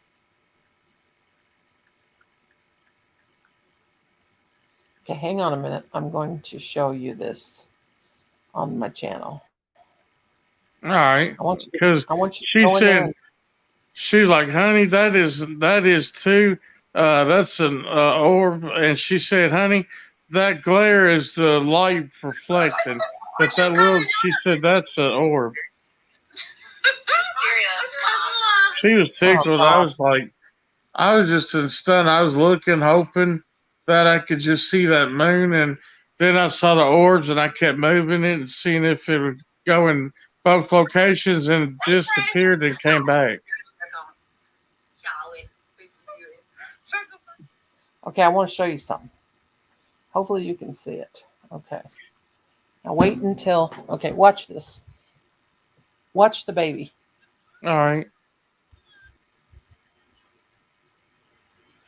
Okay, watch this. Watch what shoots out behind Colin's head. Watch how the baby does. See that orb? They know something, yep. Okay, watch it again. Let me get it better. Okay, watch this. Okay, now see how the baby starts to look at Colin. She kind of looks out behind. She's kind of looking behind Colin. Okay, wait a second. She looks up at him. Then she looks behind him. Maybe see things that we can't see. And there goes that orb. Did you see the orb shoot behind her? Yep. Watch it again. Trying to get the best. See how she looks behind him? And then the orb shoots out. Yeah, I see it. Yeah, it shot right through. I'm surprised your son didn't see it. No, he was not. He was looking at us. He was looking at the baby. And then this video This is the video. It says the video Missouri. Let me copy it and share it out. I want you to watch it and listen and to the spirit box. Come on And up, listen. Nancy. It shows her she's not connected. That's. I mean, I don't think anybody could copy it because she's a channel member, but it Hi, shows Deborah. she can't come up. I heard you whistling. You know what's funny? One time I was playing pool, and I heard like Josh, a friend of mine, he was whistling. It was like, and I was getting ready to rack the balls to get ready to play pool. And I said, "There, did you hear that?" And she said, "Yeah." She said, and I said, she said that might be Josh out there playing around, and he was in Indiana, but he could have been there just playing, you know. Yeah. I was like, "All right, Josh." I was like, trying to play pool here. I wonder who my 11 people are that's watching. Well, baby. We have lurkers. Camera back, block, and name. Camera Yeah, block. his aunt lives on the back street behind Northside Drive, behind where we live. And it's still in front of us. You know what his granny did? She left a cigarette on the couch, and it's dropped over and caught the place. It was burning. And I'm surprised that Josh was asleep in the basement. The window upstairs blew out because of all the heat. And they had to knock the door down, the fire department, and he was asleep. They said he was sound asleep. He was lucky he didn't die, from that. Okay. Nancy says her camera is blocked and her name. What do I do? Well, when I put the link down there. Okay, you're on YouTube, right? You probably, oh gosh, I don't know what to tell you. Okay,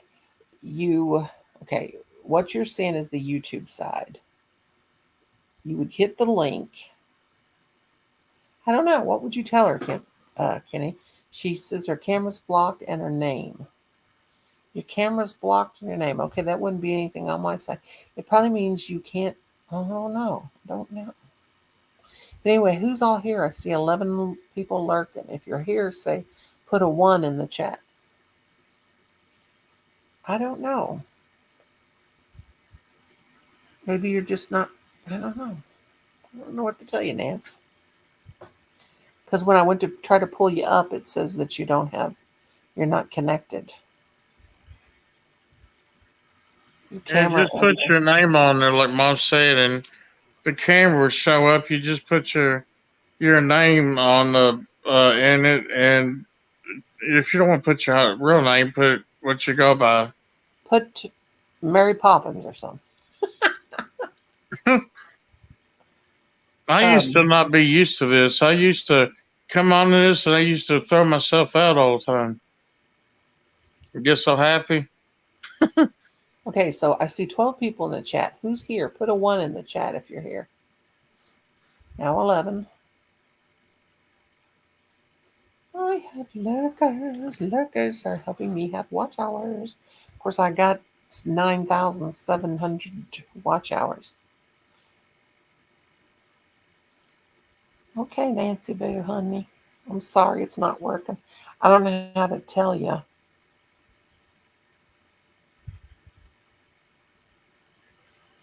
Never. I left the other chicken. I left it in a Ziploc bag if you want it, and a refrigerator. You're welcome. You should eat. I mean, I know you're sick, but I'm sure you should put something in your stomach, baby. If you had soup, oh yeah, you ate the chicken noodle soup. I wish I had some soup for you. Yeah, Mom, I'm going to have to make her some homemade chicken noodle soup. She just got a belly ache, or what's going on?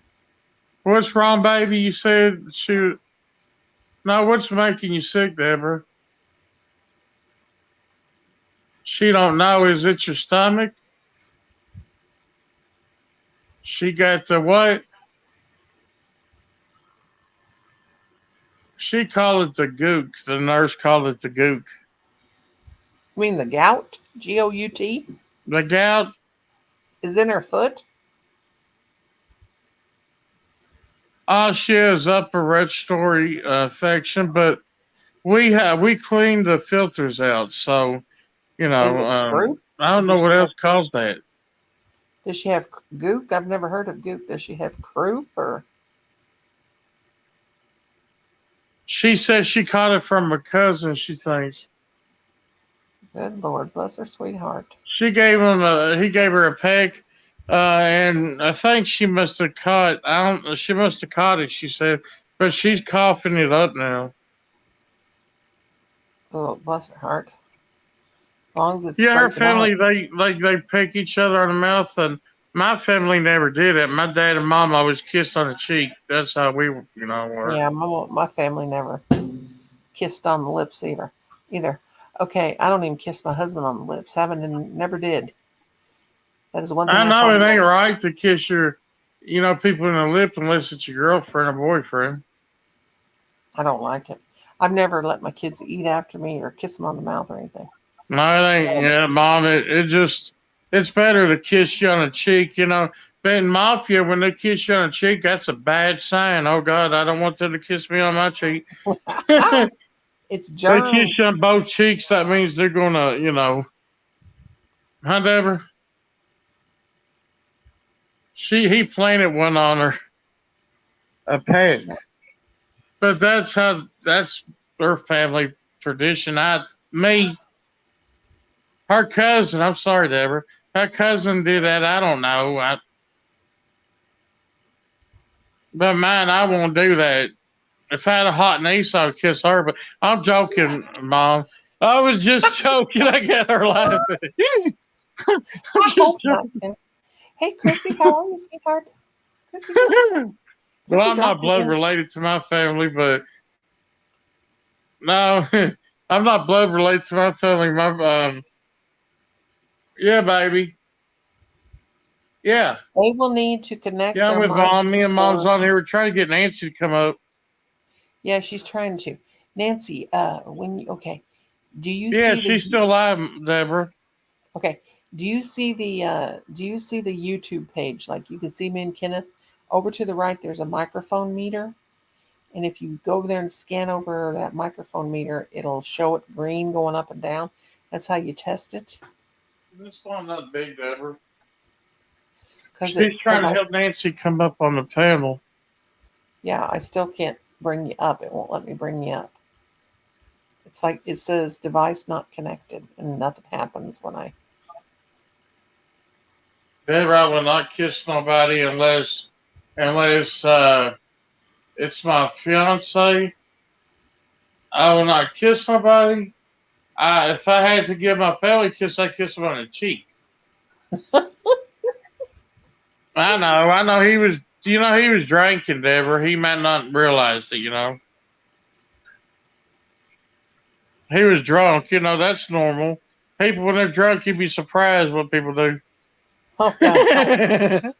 I got a husband that's drunk every day.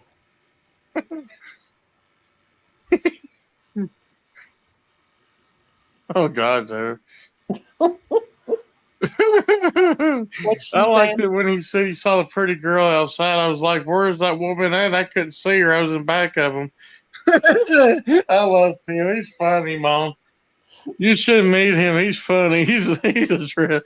It'll make you laugh. He said, man, she's hot. And I was looking out the window. I was like, what in the blazes are you looking at, brother? How old was he? He's 60, whatever. I'm sorry, he's 58. Never said he was hallucinating.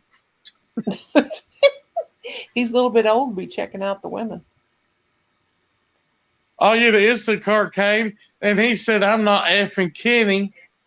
He said, I'm not effing Kenny. He slammed the door right in the Instacart's face. I was like, oh, my God. What? I'm glad I wasn't here. I'd be like, man, my name's Kenny, not the F word. I'd be like, man, and Deborah had to open it. She said, I'm sorry, sir. That's my cousin. That's my boyfriend's name. Outlaw said, I've seen on TV. Let's see.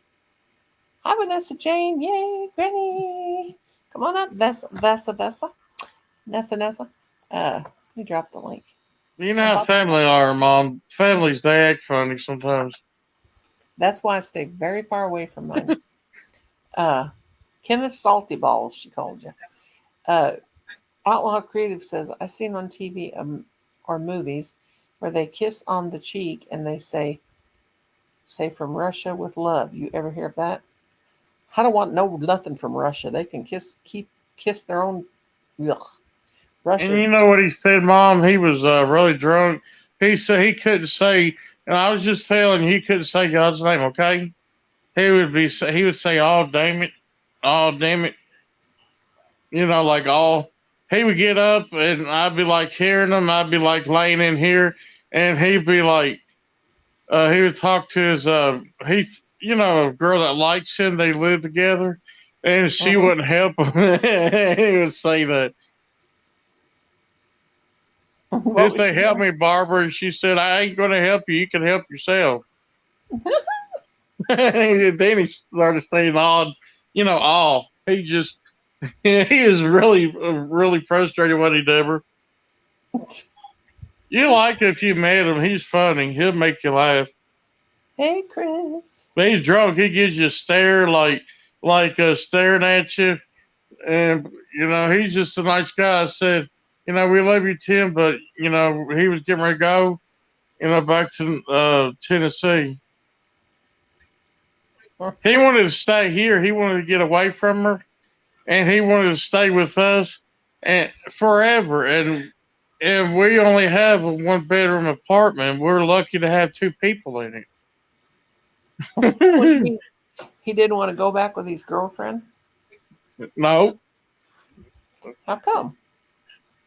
And I brought his bags out there, and see, he drinks, but he don't get he's not like vicious like he would hurt somebody.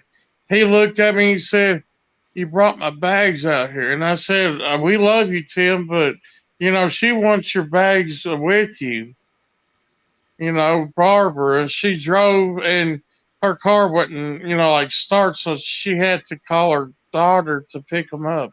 And then they told us that they got picked up, and I really didn't believe it. I thought they were still in the car because Tim, when someone's drunk, usually they don't tell you the truth, And he said, we're past, what was it, McDonald's, ever?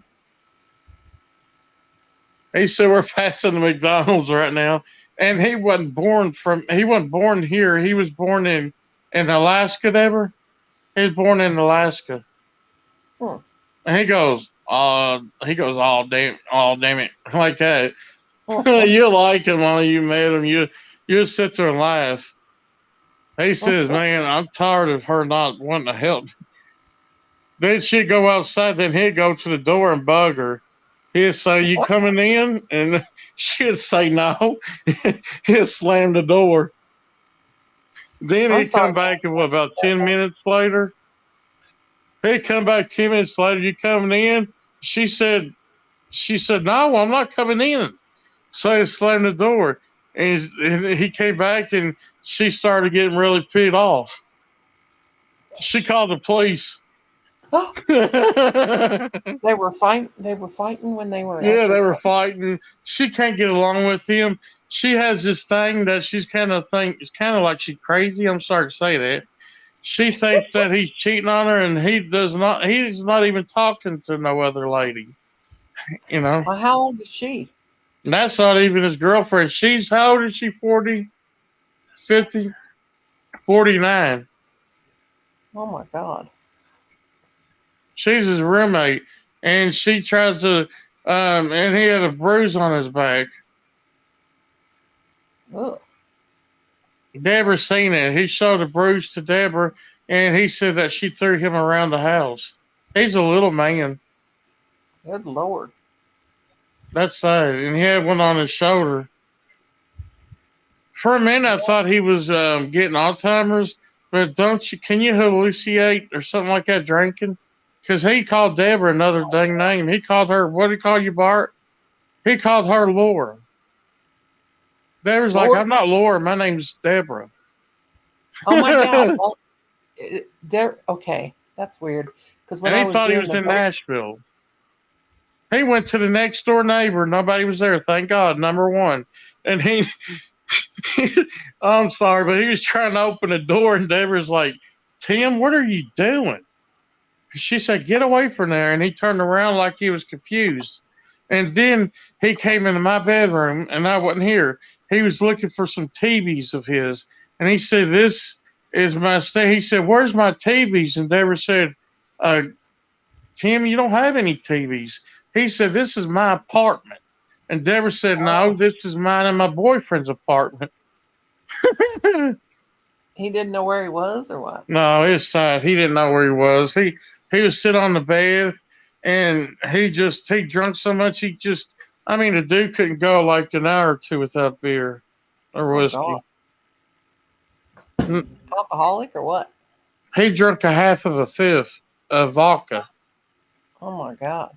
He drunk Kentucky. What was it called? Kentucky. You ever heard of Kentucky Gentleman?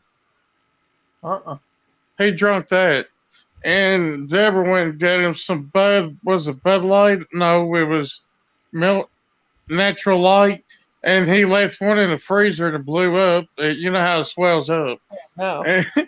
And he left one in the refrigerator, and I drank it, some of it. Did he just drink all the time or what? Yeah, he drunk all the time. Oh my God. And he drank LA because he likes LA. Because LA kind of looks like beard on it, Deborah. I think that's why he likes LA. Jeez. If Deborah don't drink, she does not drink, Mom. And I don't. I'm not like I do it on occasions, but I'm not the kind of person that gets a kick off of it. I don't drink either. I never did. I can't drink something that don't taste good. I might drink 2 beers a year. I get in the mood. I was at the bar one time, and I wanted a tea, and this guy came up to me and said, Kenny, can I tell you something, son? And I said, yeah. He said, come on, have one with us, bro. And I said, okay. And he said, all right, get him a beer. He said he needs to get away from that, too much that sweet tea right now. And I was sitting there drinking one time sweet tea. I was drinking a Pepsi and a beer, okay? And a friend of mine, he came up and back of me, he said, now let me see here. He said, you got a beer in one hand and a Coke in the other one. And I said, I like the flavor. He looked at me. He went right straight to the bar and got another beer. Sit down. He's like, good Lord, son. They were sitting there laughing their butts off. I hear you out like creative. I never could drink alcohol because it just tasted so horrible. But they say that you got to get used to it. I remember I used to go out with my friends and I never drank. I'd drink like soda pop. But I would always go with them so that they had somebody to drive them home. Because they were drunk. They would get drunk. Silly. Silly. I'll tell you what happened. I was sitting outside, and Melinda and her boyfriend, or her fiance boyfriend, he was sitting at the table. He got him a beer, and she had a beer. So they put one down in front of me, and I thought it was a practical joke. I said, y'all joking with me, aren't you? You know, you two are joking. He said, no, I bought that for you. And Melinda, I said, is that? And Melinda said, yes, Kenny, he bought that beer for you. That was the second beer I had, and I walked home. Felt nice. I'm not drunk. I was kind of getting, happy. And I walked home, and I cooked my mom dinner when I was kind of buzzed. It's good to be buzzed and cook. Feel all good and everything. I was happy, and Josh was staggering around because he had, he was skinnier than me, and he couldn't hold much beer. And I said, Josh, you need to walk straight, man. They're going to pick us up. And he said, "You're not walking good yourself." I was like, "Well, at least I'm not stuck, like moving around every which way." And I said, "Please try to walk straight." So I was walking, trying to show him how to walk. And finally, we got to the house because they pick you up for DUI, don't they, for walking intoxicated? Jaywalking, yeah. Yeah. Public intoxication. Yeah, and I don't want that. And I made it home. I was happy. I'm just surprised that I didn't get in trouble. And one day I was leaving the bar. I had one beer because one beer doesn't hurt nobody. And I walked, and it was snowing. And a friend of mine, he was drinking beer, but he was able to still drive. He was able, still what you call it at the point where he could drive. He said, "Kenny, you're not walking on that ice." He said, "Get your butt in that truck." And I was getting ready to walk. He said, "You better get in the truck." He said, "You're going to fall and bust your rear end right there in the, walking home." So he took me home, and I said, "Thank you," because he has like a big old, what do they call it, a rover, trucks that can hold on ice pretty good. Mm-hmm. So, and he took me home, and one day I was going to tell you on my birthday, he surprised me. He called and told Deborah to tell Kenny to come out front, and I did. And I said, "How you doing?" He said, "Man, I just got back done at the bar," because his birthday was the same day as mine. Oh. And we call each other, he called me like son before. He was a nice guy. And he said, before he left, he reached up and he gave me a $20 bill. He said, "Happy birthday." And I that said, was "Happy nice. birthday" to him. Chatterbox says, "I love to drink with my husband and started drinking at 12 years old, though I'm still good and I still drinking." Okay. To each his And I was own. going to tell you, Mom, he had a Chinese daughter. She was a pretty Chinese girl. Chinese ladies are pretty, aren't they? Oh, yeah. And I said hi to her, and he said, "This is my daughter." He said, "She get married." And he had a little granddaughter, and she was Chinese. And I seen her, and he said I had to go and babysit her. And she's I'd say about maybe 6 now, because you know how kids, they grow fast, don't they? Mm-hmm. She's about 6. And I said, "How you doing?" He said, "I'm still watching my granddaughter." He said, "I love her so much, but sometimes she gets on my nerves." I hear that. But she's a pretty little kid, And I go up to him, and he said, "I heard you been getting in trouble, son." And he was joking with me at the bar. And I said, "Yeah, I was causing a lot of chaos here. I was trying to find somebody to beat up." I was joking with them. They were all joking with me. And he said, "Yeah," he said, "you're going to have to be good, son." And he said, "Give me and Kenny a cheeseburger before we left the bar." And he would take me to was that White Castle one time after he got done at the bar. We went and got us a White Castle burger. And he gave me like 5 because they're small. And I think, you know how small them burgers are, they're not much. Mm-hmm. So he gave me 5, and I brought them home and ate them. Were you with me, Deborah? But, baby, I think Deborah was with me. He brought me back to the house, but I had a good time with him. And now I didn't go up there for the Derby. I missed that. They had the Derby, every Saturday in May, the first Saturday in May. Yeah. How long you and Deborah been together? Me and Deborah, we've been together, 12 years, Deborah? 06. Is it 06, baby?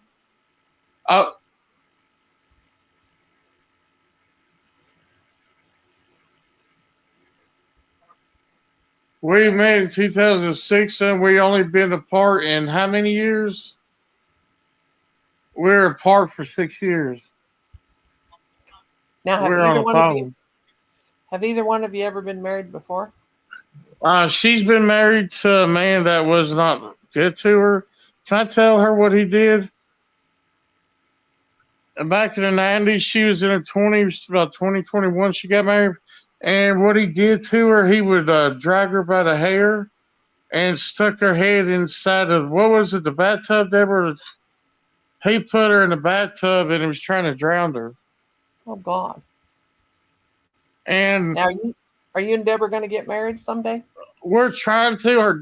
Her daddy wants us to. He don't like her living with me, not being married. He's really religious on that. You know, being married, what it says on the Bible. He's really religious, and sometimes he kind of likes me, then other times he don't. But he wants us to. But she said if she gets married, she would lose what, $200 or half your check. Yeah, that's true. So she's nervous about it, but she said she would do it. But yeah, that's the marriage true. kind of scares her. But Deborah, I'm not like that, baby. You were married to a date. I don't know what you call him. He was. I tell her where he's from. He was from Pakistan. You know how they beat their wives. Some of them do. Oh my, yeah. So and she said her brother-in-law looked like Gargamel. Ooh. And her husband looked like Fred Flintstone. She's laughing. Oh God. And she said her ex-boyfriend, Troy, a guy named Troy, he's from New York, and he was like, I want to lay down. And Deborah said he looked like Shaggy. So Deborah had a lot of characters in her relationship. I imagine. And you know what's funny about it, Mom? Every girl I talked to had a name Ann. That's like freaky. Leanne, Beth Ann, Deborah. And it's like God wants me with some Anns. So it sounds like.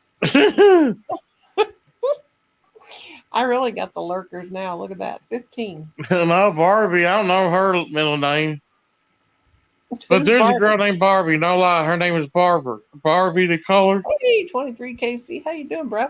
Do I got you blue, by the way, darling? And I never wanted to date her because I was in love with Deborah. I can't tell if I got it. It won't come up on the YouTube side. That sucks. Yeah, Deborah's my baby. I know she's older than me, but she's still my baby. You know how you can say that when you're with a lady and you know you're together, she's your baby? I don't know. I never been with a lady. Mama. She's not ever with a lady. I hope to God. I've always had a husband. I'm just like, oh God. You know what I would joke about the Bible? I'd say God made Adam and Eve, not Adam and Steve. Oh, I love my gay friends. I'm gonna marry. I have some friends that are getting married this summer, and I'm ordained, so I can marry them. And they've been together for, gosh, almost 20 years. And I'm gonna marry him. And then my nephew, one of my nephews, he came out. In fact, he asked me if he could come and spend the weekend with me. And I said, yeah. I always knew he was gay from the time he was a little boy. And anyway, he said, I'm kind of sad and depressed, and I need to talk to somebody, and can I come? And the nephew has always came to me with everything. And I said, come on. So then he told me that weekend that he was gay, and he had to tell his mom and dad. And would I go with him? And I said, no, it's not. I won't go with you because it's not. I said, it's fine that you came to me. I'm your aunt. I was great aunt. I said, it's fine that you came to me to talk to me about it because it's your life, and I will not judge. I am not God, and besides, I'm believe love is love, and you should be able to love who you want.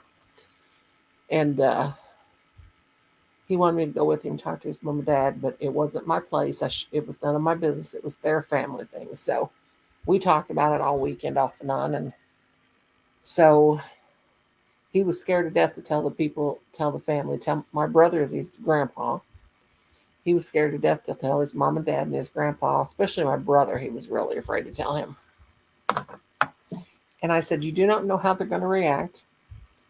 So he told them, and they were just all totally so understanding and everything. And they said, we knew anyway. You were. We knew from the time you was a little kid you were. I believe and I know we're all born the way we're born. Oop. And God does not. See, the thing about the Bible, you know how the Bible is a King James version? Yeah. King James Version. If you look up the King James Version Bible, in 1400, I can't remember exactly what the year is, he was gay. King James was gay. So we don't know for sure. I mean, you got to get into all that stuff of what was in the Bible. The Bible was written by men, right? It's supposed to be the Word of God, which I do believe it is, but not the King version, not the King James Version. I don't believe is the exact Word of God. But the church back then in the UK, in England, it was England at the time. They didn't call it the UK then. They made him rewrite that Bible. They commissioned. He had to order it rewritten. So I think that's why they've got that in there like that. I mean, and the Bible does, whatever, but we can't judge anybody. Love is love. The Bible, if we paid close attention to the Bible, they would make sure that women married a man that was older than her, and all women were submissive and done what their husbands said. Well, that ain't going to happen, because there's a lot of women ain't going to do what a man tells her. And this is one woman that will not do what a man tells her. I told my father-in-law when he married me and my husband, do not say in the wedding vows that I shall obey him. I should be submissive and all that, and honor and obey him and do what he says, because I ain't going to do it. And, and 23KC says he agrees. As long as you love each other, you don't need to be married. Exactly. Marriage is, God wants us to be married, I guess. That's what the Bible says. But love is love. And some of the best people and the best relationships are people that aren't married. A piece of paper does not make your love legal. Your love is love. Whether you love a man loves a woman, and a woman loves a man, or two men love each other, or two women love each other. Love is love. That's how I feel about it. That's my opinion and my opinion only. But that's the way I feel about it. Never judge. I just well, when like when I did a video, Uh-huh. and I had I had the boards on there. I was it was fun having orbs on my channel, and sometimes I could be in my bedroom and I do like YouTube sometimes, and I see something like fly, zoom by my lens on the camera, and it's good to have energy. It's showing you that you have loved ones watching you at all times. Oh yeah. Talking about this relationship stuff and everything else in the world, like this abortion thing, Roe versus Wade. Now, here's the thing. Here's how I feel. And I'm not ashamed to tell it. Abortion is not about killing an unborn child. Abortion is killing an unborn child. But the thing is, the government has no business telling a woman what she can do with her body. And that is totally wrong. It is her life. It is her walk. I think my nightmares endeavor. That's all government. It's not nothing about killing an unborn child. But yeah, the government needs to stay out of our uteruses. I've had 3 friends, and I went with each one of them to get an abortion when I was young. And let me tell you, would I get an abortion? If I would get it if I wanted to, and I was a young girl back then, and I didn't see any way out or any way of taking care of that baby, and I didn't, and I not necessarily. A lot of women that got abortions, they wanted their child. Yeah, mama's still alive, baby. Yeah, but they had no way of supporting that I child. said, Deborah said, hi, Mom. Hi, honey. But it is. Denise says she agrees. It is a woman's body. It's her business. No, not any one of us, not one single person has the right to tell a woman what she can and cannot do. And this damn government needs to keep their asses out of women's uteruses. It's not about them. They won't have to cover her sin if it's a Yeah, sin. baby. It's her business, right? Right, Denise? I'll tell you what. Ooh, that's when I get heated. Don't tell a woman what she, and ain't no man gonna tell no woman don't need to tell no woman what she can and cannot do either. I tell my husband, if you don't like it, go tell somebody who does. That's Yeah. right. Ma, Deborah says she gonna call it a night. She ready to turn in. Yeah, I better call tonight too. Almost a few more minutes. I've been on 4 hours. I'm sitting over here about to fall asleep. I still got to brush my teeth and wash my face. And I don't need to wash my face. I took a shower tonight. I won't wash it again. I'm gonna wash the hide plumb off of it. Yeah, I'll I'll tell you get what. ready to call it. Watch a little bit, YouTube before I pass out. Yeah, if someone don't want a kid, why force them to? If they don't want a kid, it's probably for a reason. Exactly. I would hope a lady would give that up for adoption, though. Yeah, but I'll tell you what, if you have to carry a baby for 9 months and then you have to give it up, it's very hard. But I don't think women should use abortion as birth control. That's it's their life. It's not mine. But I tell you what, if I had biological daughters, I did not never encourage my son to get married. I told them both if they stay single, they will be happy. And if I had a daughter, I would never say, "Oh, you got to grow up and get married," and da da da. Ain't no way in hell. Are you related? I couldn't believe. Are you related? I couldn't believe it when I found out he was Carolina Hillbilly's sister. Who's Carolina Hillbilly's sister? Me? I'm not Carolina Hillbilly's sister. Deborah. If one of my girls got raped, it's her choice to keep it, have an abortion. Exactly. What? There are many people wanting children here. that can't have them. This is true, but it is. You have to think of the woman that's carrying the child. I'll be in there if I can't, like lay down and sleep good, Deborah. No, me and Kenneth aren't related. He just calls me mom. He's my YouTube son, but we're not biologically related. Now, me and Carolina Hillbilly, we always called each other brother and sister, just being silly. But I call everybody my brother and sister and my kid and everything. 23KC says, I'm single daddy for full custody of my 2-year-old, and I got a broken leg with a big cast on. Honey, I remember hearing all that you'd been in really bad shape. God love you, sweetheart. You are in my prayers, darling. But guys, Yeah, much love to you. Yes. Was that Southern Belle? Huh? Was that Southern Belle? No, that's 23KC. Oh.